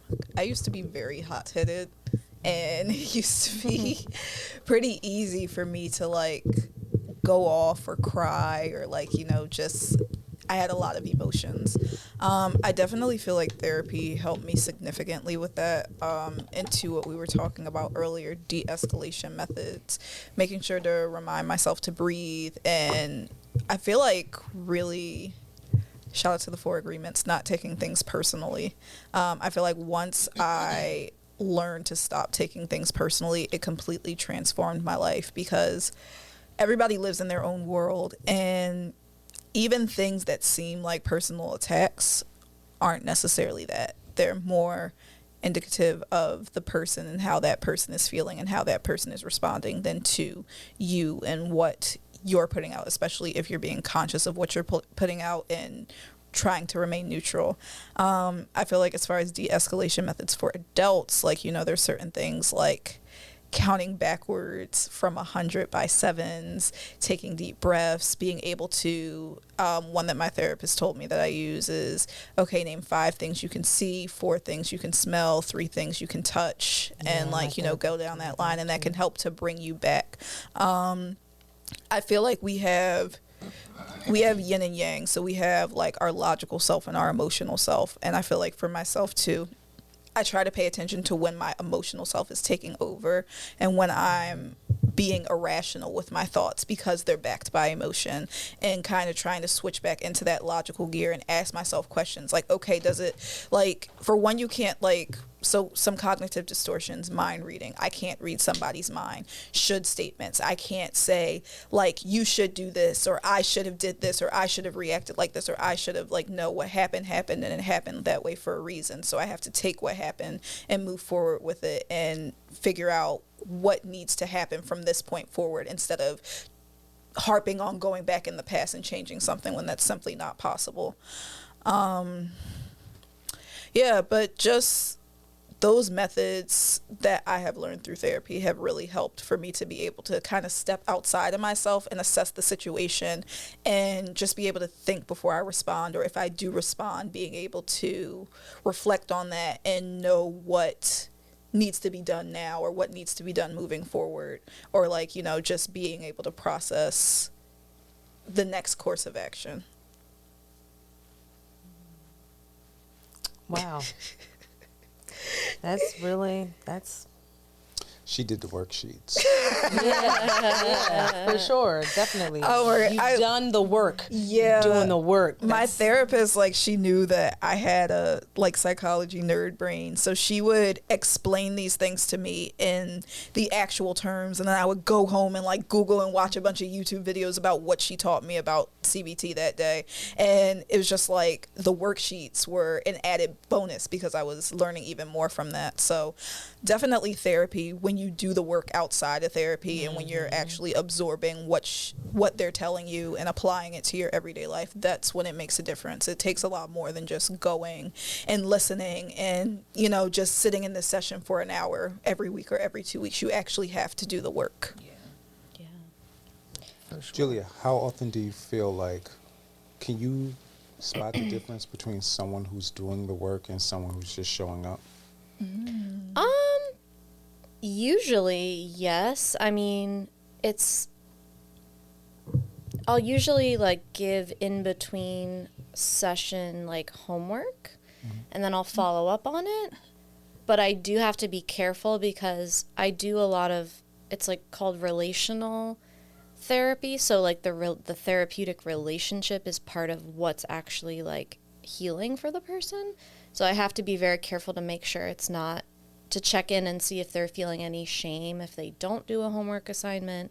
So like it's kind of like I have to be balanced about how I assess whether or not they're doing the work, and I have to be very patient and recognize that like they may be in a different stage of change than like I want them to be in, and that doesn't necessarily mean they're not committed. It's just that it could also be the fact that like their mental health disorder is just really severe right now.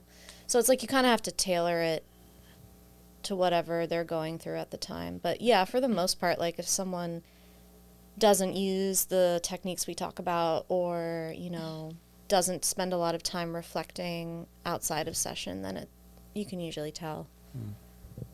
But I know myself, like when I've been in therapy before, you know, I've had many years where I was avoidant, ambivalent, like it was part of the process. So I just, yeah, sometimes it can be beneficial even if you're not like doing the work. Although ideally you want to be doing the work because, like, you know, you're spending your time and energy in therapy for a reason. Yeah. Definitely. And money. Yes. But to answer your question too, like staying grounded when you're hearing about other people's issues is really challenging. And I think like something I like to look at, I forget the name of it. Oh, Cartman's Triangle. I suggest everyone look that up. Karpman Triangle. So like we tend to sometimes fall into these roles. So picture a triangle, and then on each point of the triangle is a victim, a perpetrator, or a rescuer. And basically it's really easy to sort of like fall into one of these roles. So that can be helpful because I think it's easy as a therapist to want to be in the like rescuer role, but it is absolutely not a functional role. Like it's not empowering to the other person. So I like looking at that, and then there's an alternative to that is like that's like the healthier way. And I just find it really helpful because sometimes there are days where I feel like the victim because I'm like, oh my God, I just heard these awful details about this awful thing, and now it's like making me super depressed and triggering my like suicidal thoughts. But if I'm able to like switch my mindset and see that I'm not a victim or I'm not a rescuer and they're not a victim, that helps take the pressure off. And it's more realistic and more empowering. So that's just something I look at sometimes. And then also like being aware of my limits and noticing if I'm getting triggered during a conversation, knowing how to like regulate myself and just like giving myself grace if I'm not able to like completely provide what I wanted to provide in that moment. Yeah, movement is really important. So I try to do that. Like, I know you're doing yoga. That's really helpful. Yeah. It's terrible, guys. It's not. It's not terrible. So painful. If it was terrible and so painful, you wouldn't continue to do it. I signed a contract. Oh, did you? Wow, she's official. Yeah. That's funny. 2 times a week. Torture myself. Where at? Here, on this floor. Maybe that's why it hurts. Yeah. But I'm noticing, like, you know, benefits, also awareness of, like, how unbalanced I am. Like, if I'm standing on one foot. All that stuff I do want to work on, because as you get older, there are parts of our body we rely on and we're not even aware to train them. Yes. Just like your hips and all that stuff. We do simple things like walking up the steps. And if you ever fell or tripped going up, it's probably because you haven't paid attention to those muscles, and you might have to. So it's good, but it's also very uncomfortable. I thought it was going to be like relaxing on the floor, maybe some breathing. Nah, sometimes it's a lot more. There are planks. Oh, so many planks. Yeah. I did Planks are hard. hot yoga not that long ago with my sister-in-law, and whew, that is the most I've ever sweated in my life. The room was like 112 degrees. I walked And right out. it doesn't start off that high though. The temperature gradually increases. It's just like you can feel how much more limber your body is because you're sweating so much, and you can feel more ease going into the positions. But it's also just It's because very you're hot. sweating and you're sliding all over the floor. So much sweat. It's just, ugh. But it's also good to sweat. It's good to get those toxins out. I need my sweat inside of me. Mm-hmm. Hold on I to think my- I would rather my sit in a menstrual. sauna. I don't like saunas. They feel like torture. Hot and dry. Yeah. Nah, dry and wet. And No. hot. Well, It's also hot. steam rooms Dry are and wet? usually like The wet ones is like the steam. The steam, yeah, but saunas are dry. Yeah, they're both terrible. I like them. Yeah. I don't think I've ever been. Y'all like hot showers? I do. Yeah, that's why you Most like of the time. Most of the time. Not all the time. Yeah, not all the time. Yeah, not all the time. Like after a workout, I don't want to take a hot shower. All the time. I like hot baths, like really hot. Oh my gosh, it makes me feel like soup. Yeah. It's oh my it's like the water will be so hot when I get in, Yeah. and like I'll try to tolerate it, but my body will just be sweating and uncomfortable, and by the time it's okay, it's not hot enough anymore. I know. Yeah. It does feel like you're like cooking a chicken. I love them because like they're so good for you, but it's just like ugh, Yeah. it's like it's a lot. You have to be in the mood. I Yeah. haven't taken a bath in I don't know how long. Yeah, I feel like if I had one of those fancy schmancy bathtubs with the jets and Yeah. everything, I would take a lot more baths. I Honestly. just want one I Same. could fit in. Yeah. Oh, I hear that's a tall people Right, you're problem. tall. Damn. As soon as I hit puberty, I was like, oh no. I gotta stand up now. I feel like this much water in the tub, get in and it'd be overflowing. That's so sad. It was a whole thing. I would bring the TV in there. I would like be relaxed. Then I outgrew it. Oh. Yeah, I like to put my laptop on the toilet so that when I'm in the bath, I can watch it. That's living. Cool. Yeah, it is. I can't see my toilet from my bath. I would have to probably a like good thing. Oh, I- turn my body. Yeah, Be in the yeah. bath like this the whole time. Oh, but some people like are fancy where they have a TV in their bathroom. Oh yeah. Mm-hmm. Goals. right. Relaxation goals. Yeah. Ugh. That could get dangerous. Just staying there. I already spend an insane amount of time in the bathroom. So if I had a TV and a Right. bubbly tub, yeah, Ugh. that would be where I lived. Honestly, goals though, for real. Right. To watch a solid, good movie While you're or in something the while you're in the bath, bath. Maybe the tub in a has like bubble. heaters in it, so it keeps the, Oh, the temperature. yeah. Yes, now you're That would, using that noggin. that would be great. Oh my goodness. I feel like that would solve a lot of issues. Probably. Honestly. That plus the healthy food choices. Right? Yeah, you're Have set. some berries next to you. Yeah. Oh my gosh. Some avocado. People would not show up to work. Right? Right. Oh, yeah, true. Well, That'd so capitalism is killing our mental and physical health. yes, it is. Yeah. I would agree. The fact that, honestly, I've been thinking about this a lot lately, too.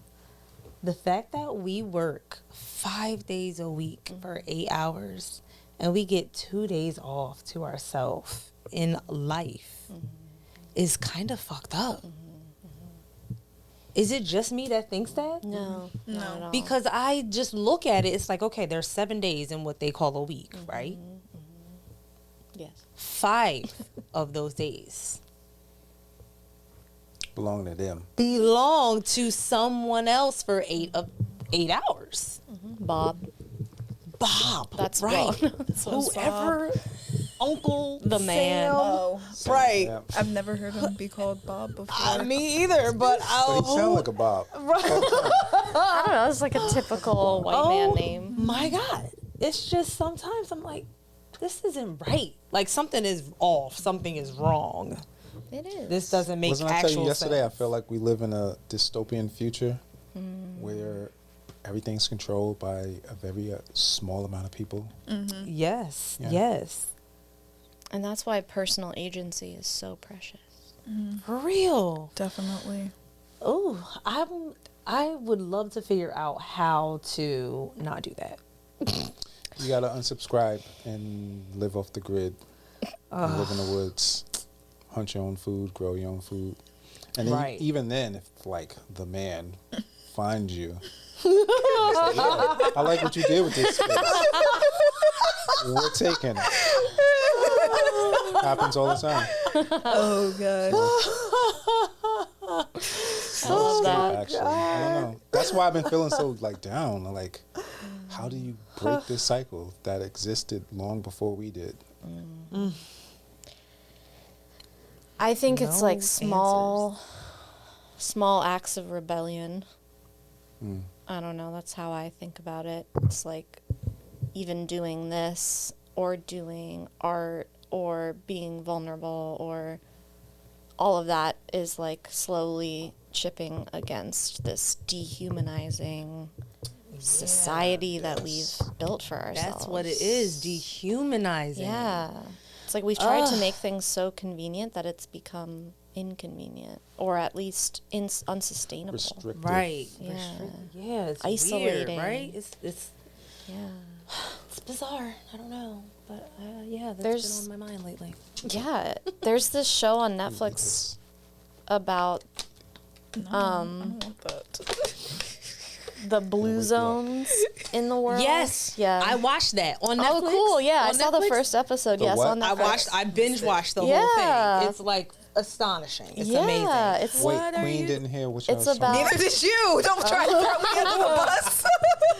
It's a show on Netflix about these zones in the world where people live to like over 100 without That's like the health blue problems. zones, right? Yeah, Yes. the blue Yep. My mom zones. was watching that. And one of them, I mean, I didn't see all of it, so you might know more, but I know part of it is like having community. Like, Yep. yeah. And you'll find when you watch the rest of them, it's a whole trend throughout all of the Yes. blue zones: community, family, love, and spaces too. Like a lot of people said, like just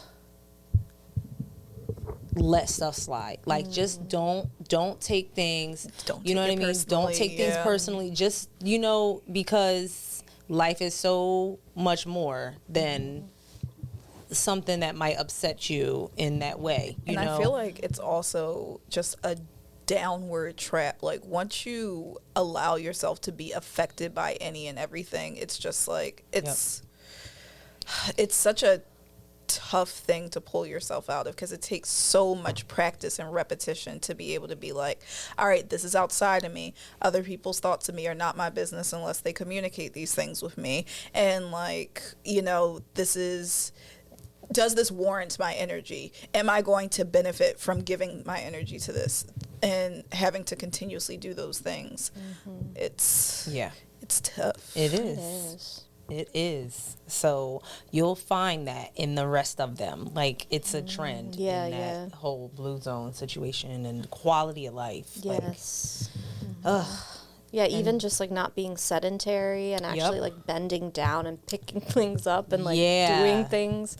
Like, it's just not how our society is set up. Yeah. Yep, that's the other trend. They do things. Like, they're still working and moving and not using machines for certain things. Yep. Interesting. It goes throughout the whole thing. Yeah, like, you that's wind up realizing that a lot of them are doing a lot of the same thing, you know? Right.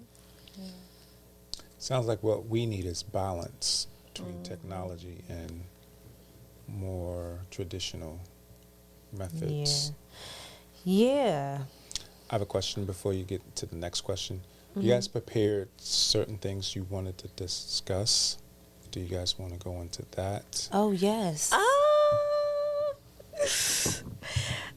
I mean, how much time do we have, guys? All the time in the world. I do. I have to babysit at 6. I'm It's sorry. 5:05. It's 5:05. Okay. So what time do you have to be I mean, I finished? could leave from here and go there, so we could end as late as like 5:30, 5:40. So we Okay. probably don't. Yeah, we can continue on with your questions. Okay.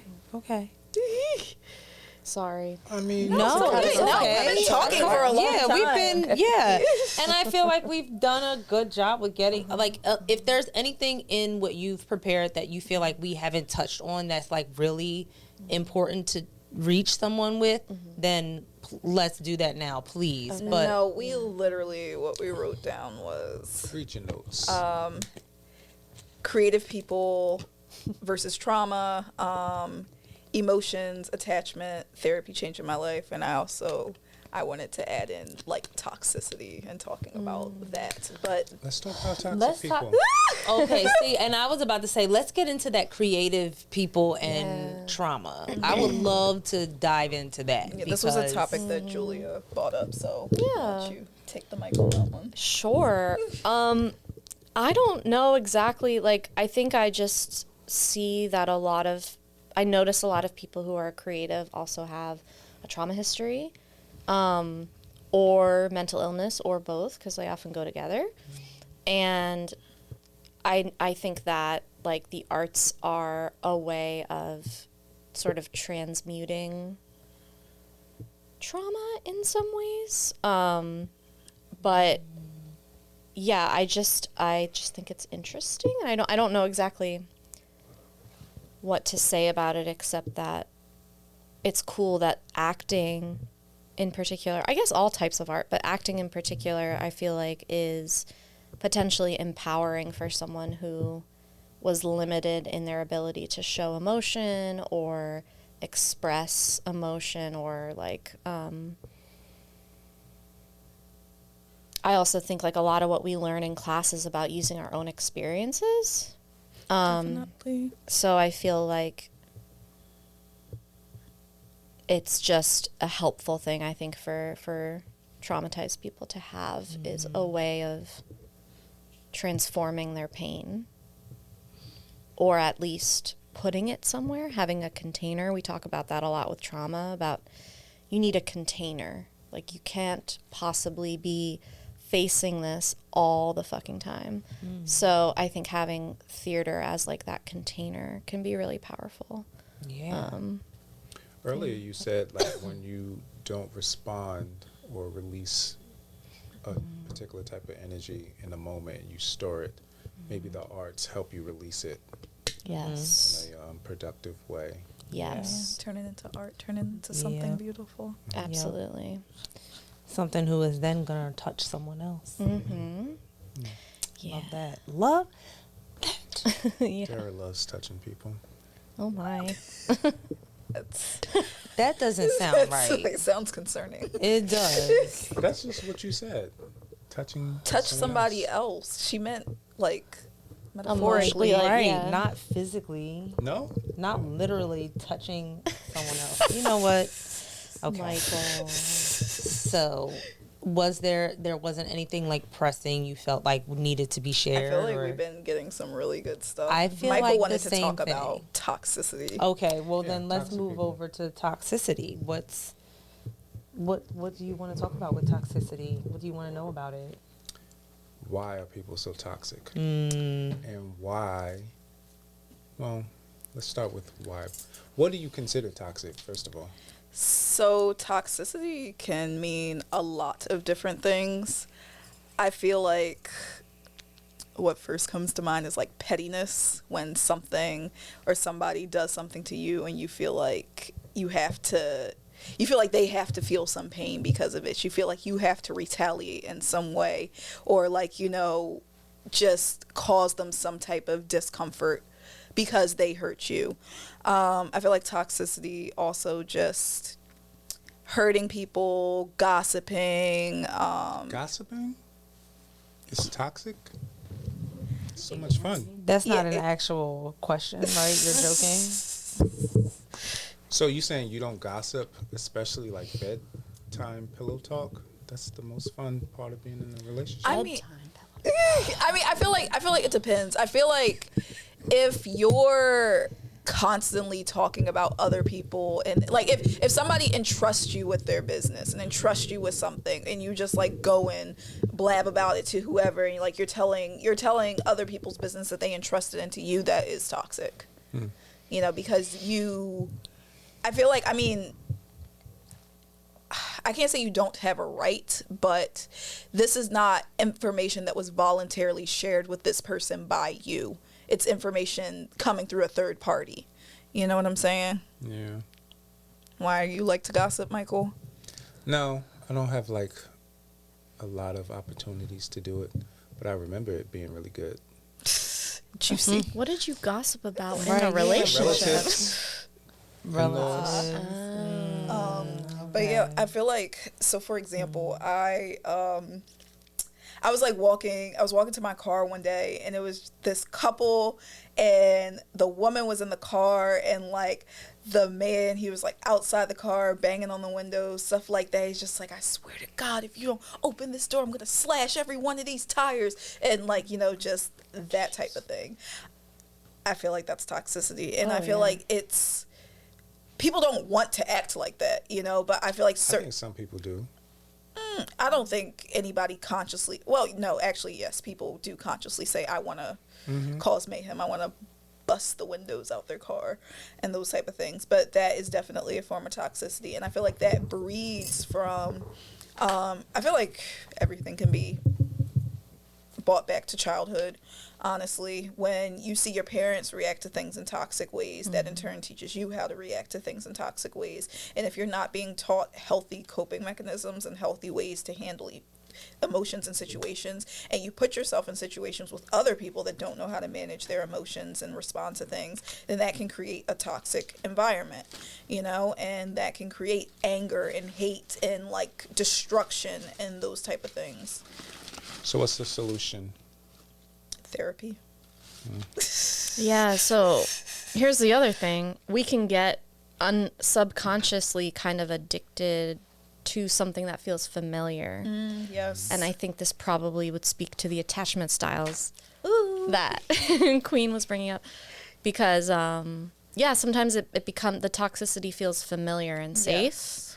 Not necessarily on a conscious level, but it's familiar. Like our brains are wired to seek what is familiar, even if it's not safe. And you find comfort in that. Right. Familiarity. So you might be like, why can't I just break up with this person? Or like, why do I keep going back to this person even though they treat me like shit? Yes. Have you guys had that experience? Yes, and I feel like that is another thing that stems from childhood and from your parents. I feel like in a lot of heterosexual relationships, as a woman, you tend to date somebody, you tend to either unconsciously date somebody that's just like your dad, or consciously try to date somebody that's nothing like your dad.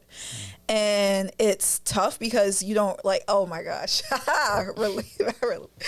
my relationships that mirrored my paternal relationship. Wow. Like it was down to the point where this man, he passed gas like my dad. Like that was something familiar. Like, that was something familiar to me. And it's like, How do you pass gas? Do you like bend over and do illness? Like, Yeah, what was so special about it? no, it's just like my dad passed gas in a specific way when he would sleep, and my ex would pass gas in that same way when he would sleep. Like the sound, the pitch, the tone, everything would be very.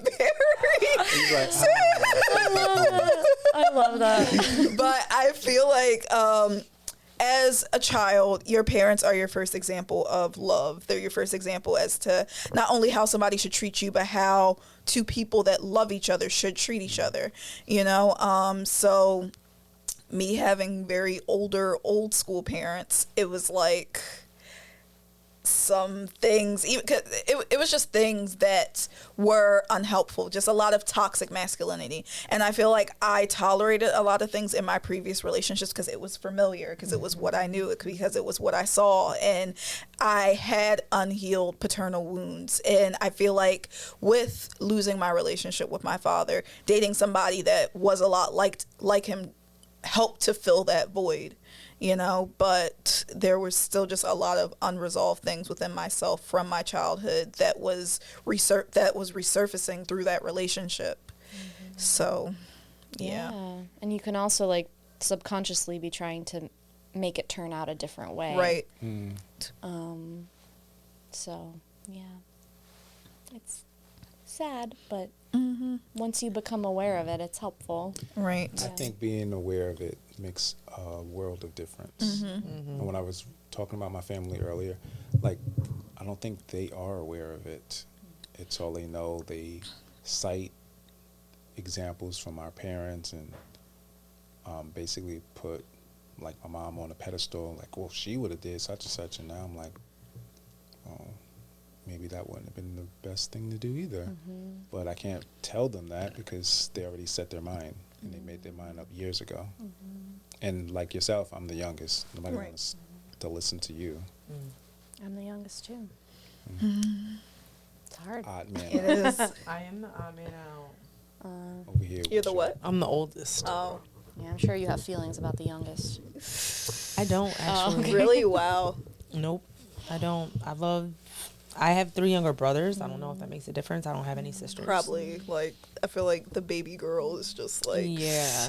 So I feel like that might make a difference. But the youngest are twins. They're not like, it's not like one youngest. Like the 2 are youngest. And I mean, I love them. They're like, I changed their diapers when they were born. You know what I mean? I took care of them. So I don't have a feeling actually. Wow. Yeah. That's a blessing. Yeah. Yeah. I mean. Yeah.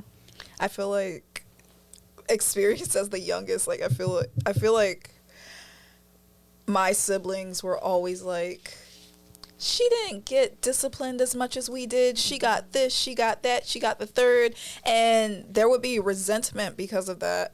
But it's just like, my mom was in a better position when she had me. She was 44 years old, you know, and there would be times where I would feel that resentment and I would feel bad for just being born differently, but it's like, that's not And you something. didn't have any control over what you received, Exactly. Right. but they blame you for it. I got the same thing for my Me too. siblings.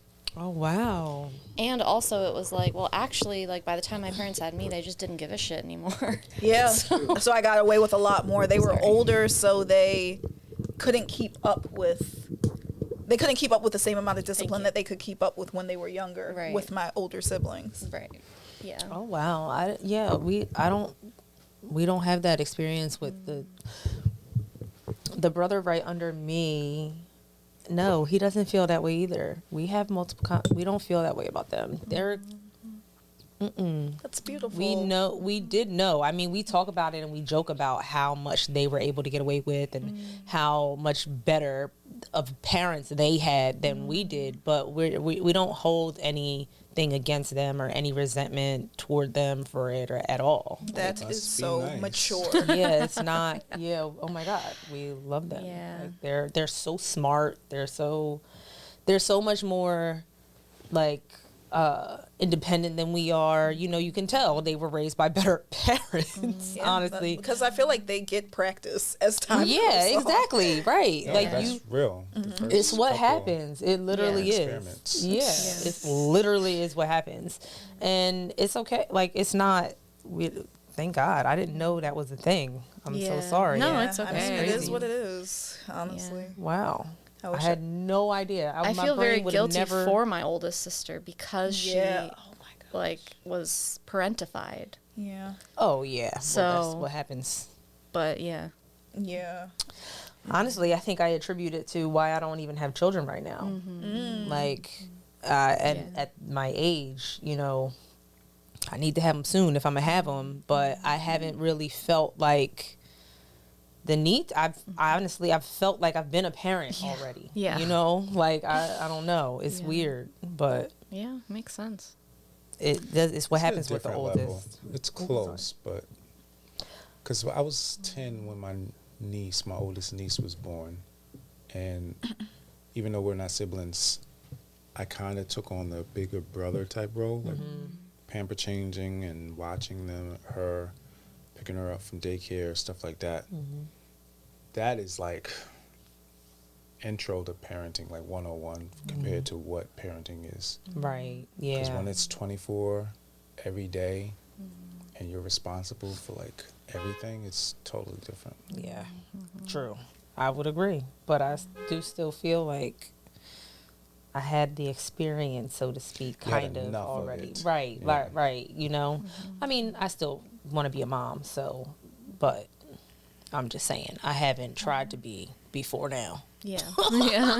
Because for a long time, I was like, oh, I'm good. Yeah. I did it already. Because you can't Kinda. give them back. No, you can't.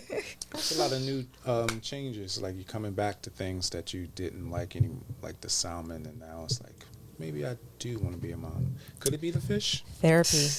Oh, it's therapy. It's definitely the therapy and the healing, you know, like little by little. It's helping. My boyfriend also, he just gave me a very nice compliment the other day. He was like, you know, Dara, I'm so proud of you. Like, I've seen so much growth in you this past year. You're doing so great. You're killing it. And That's I'm like, beautiful. therapy is very helpful. I'm It telling does. you, Because, it oh really my helps. gosh, when I look at myself 2 years ago versus myself now, I'm like, wow, you did that, Shonda. Shout out to you. You know, because, Her name was Shonda? yeah, What was her last name? I'm not going to say her last name. Rhymes? Probably shouldn't even.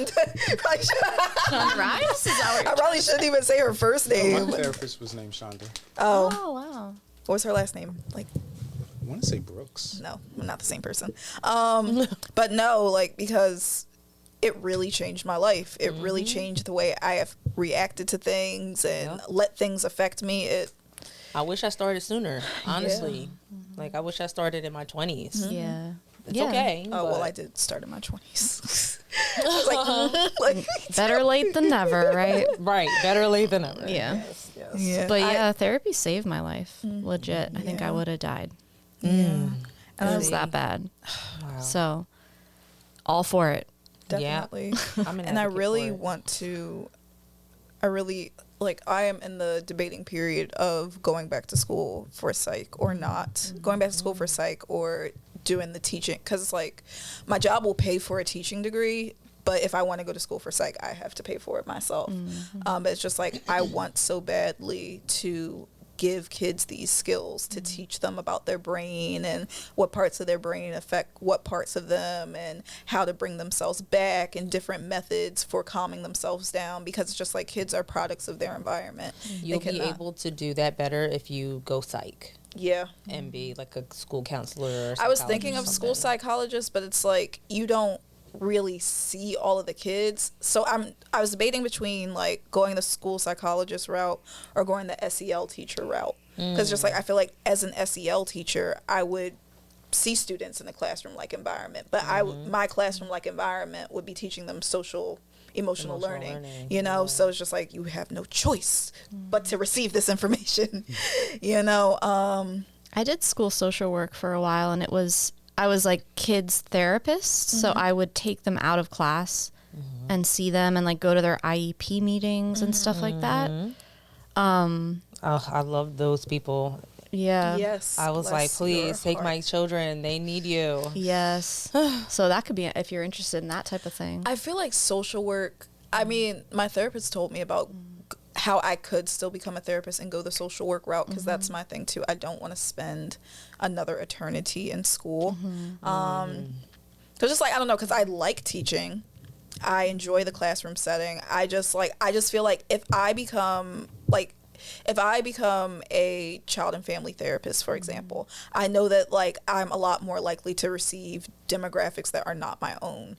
I specifically want to provide, because I know that Black people, Black children specifically, like we are very big on, oh, just pray it away. It's not that deep. I'll give you something to cry about, all of that stuff. And it's just like, I want to ripple, like I want to change the way things are happening. And I feel like it starts with the children. The children are the future, giving them those skills, giving them those resources to be able to start young and start to be able to have more of an understanding and more control over their emotions. That's going to transpire into them being adults, and that's going to give us more well-equipped, emotionally intelligent adults in the future. Yes. So it's me figuring out my best way to serve them and my best way to do that.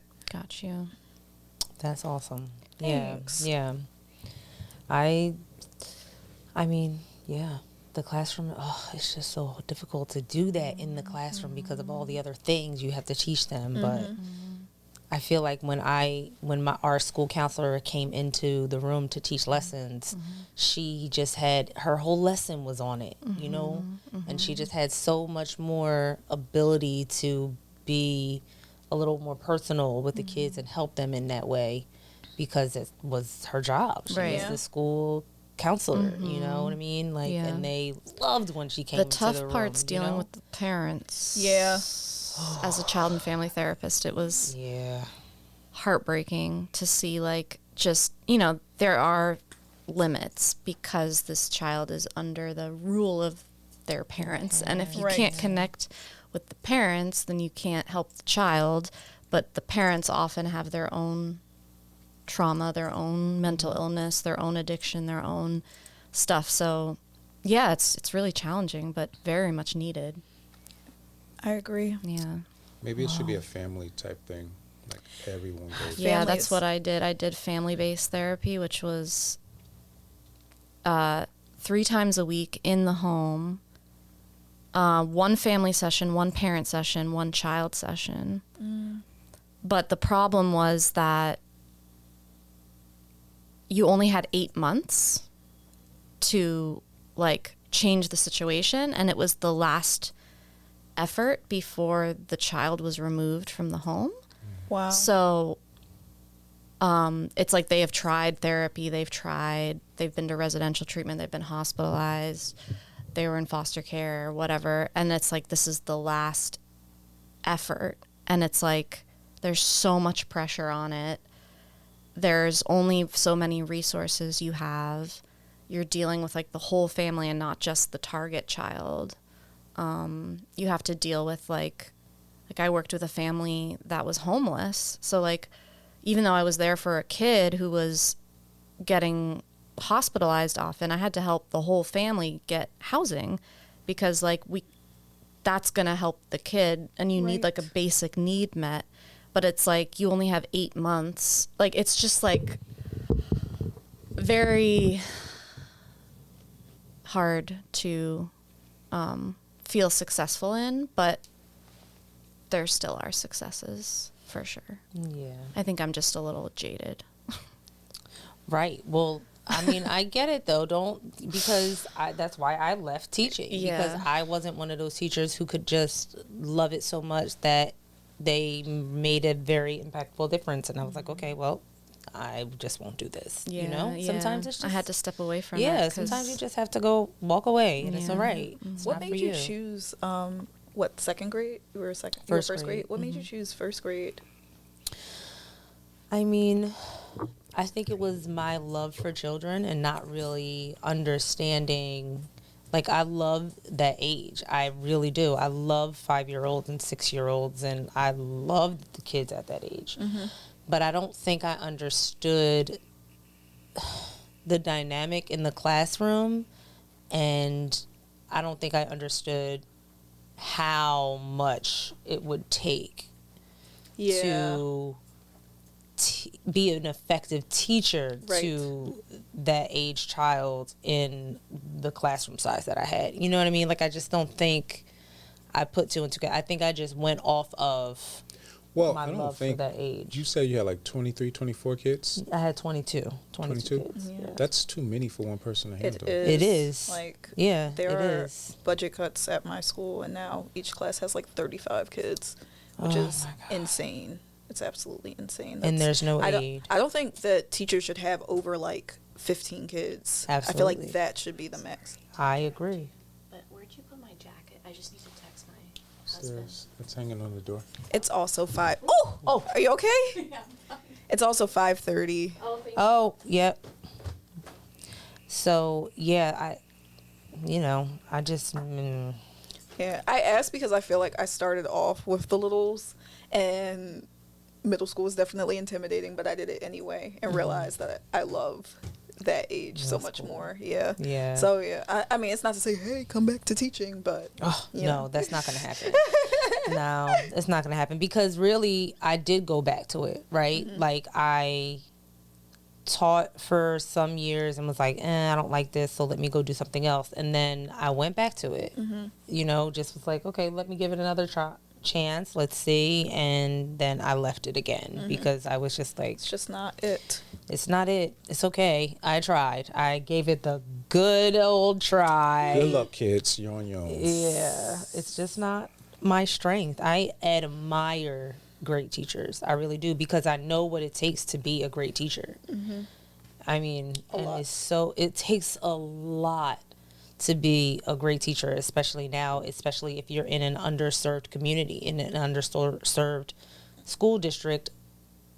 That's their demographic is an underserved group of people. And if you're good at it and you are making a difference, shit, you're working really hard. You're taking a lot. It's a lot. Yeah. From administration, from the kids, from the parents. The systems. I mean, you get it from all the angles. You get it from everywhere. And then you still got to leave and have your life. Exactly, and be your life, right. Manage. And when you're in the classroom, you got to be on. You got to be, you can't even allow yourself to feel what you're feeling You for have to be most of the day. upbeat for the kids. Yep. Man. Yeah, I couldn't do it. That's all. What my thing. But I still love kids. Yeah. Bless well, their soul. No, not at all. Thank you. Thank you for being here. Of Thank course. you for having us. Yes, Time flies absolutely. when you're It talking does about fly. mental health. It really does. I can't believe it's 5:30. That's way later than I thought we were going to be here. Yeah. So, You have closings? This is a special, so normally what we would do is ask our guests to leave inspirational words, but I think the entire episode was inspirational. it was, yeah. I would just say any other resources that you can think of that we could share with people to help them take care of their mental health. Therapy for Black Girls. That is a directory specifically to find therapists that can relate to your experience, or hopefully. I feel like that was a good resource for looking for a therapist for me. And do you need insurance for therapy for Black girls? A lot of the therapists, yes, you do. Okay. Every now and then you'll have some with sliding scales, or Awesome. some that are connected to, or some that will connect you to resources. There's another one too that has therapists that don't go over a certain price. Awesome. I will try to find that one, but All right. that great. Thank you. Yeah, I'm just looking at some here too that I wanted to mention. There's a 24-hour mental health delegate line for the city of Philadelphia. So, I think it's 215-685-6440. That's what it says here. I could be wrong. And then there's something called Healthy Minds Philly, which is an online clearinghouse of free tools and resources for mental health counseling, online screening, etc. There's Black Men Heal. First 8 sessions are free. Ooh. After that, providers accept insurance and or offer reduced rates for those who lack insurance. There's the crisis text line. So if you text the word home to 741-741, you'll get connected to a crisis hotline support. Let's see. That's where I would start. There's the National Alliance on Mental Illness. They have tons of groups online that are free. So if you want to join a support group, you can go on their website and find one for your area or your issue or whatever it is you're looking for. So awesome. I would definitely recommend that. And there's also, what is her name? I am trying to find. She is a YouTuber. YouTube has a lot of very good resources as well. For mental health? For everything. Oh my goodness. I know, for everything. I learned so much from YouTube. It's true. But How to ADHD, that's a good YouTube page for people with ADHD. There is also a therapist that I follow that for some reason is not coming up. I love how that just turned into a musical. Yeah. She is not popping up right now. But YouTube, YouTube, if you want to research any mental illnesses on YouTube, there's most likely a therapist that just has a YouTube page that'll talk about it and give free information and free resources in order to help you with that mental illness. If you think about who it is after the fact, just let us know and we'll put it in our comments. Yeah, the notes. Will do. Yes. Awesome. Wow. This is great. Yeah, I'm so grateful to be part of this and to be able to have a conversation like this with you guys is great. Same. Yeah. So important. Thank you. Yeah, this was really, really great. This is awesome. I'm so happy. Yay! Yay! Oh, All right. clap it up. Yes, clap it up. For Michael and his poncho. Yep. Yes. Don't hate on the poncho. It's not Oh my hating. I goodness. love the poncho. It's like a little blanket. I love it. Yeah, it's great. Looks and it has a comfy. hoodie. All right, well, that's the show. It is. That's it. Thank you for listening. I hope you gained something from it. And yeah, till next time. We love you. Thanks again, guys, for being here. Bye. Take Yes, care of thank you. yourself. Our pleasure. Yes, Thank you. absolutely.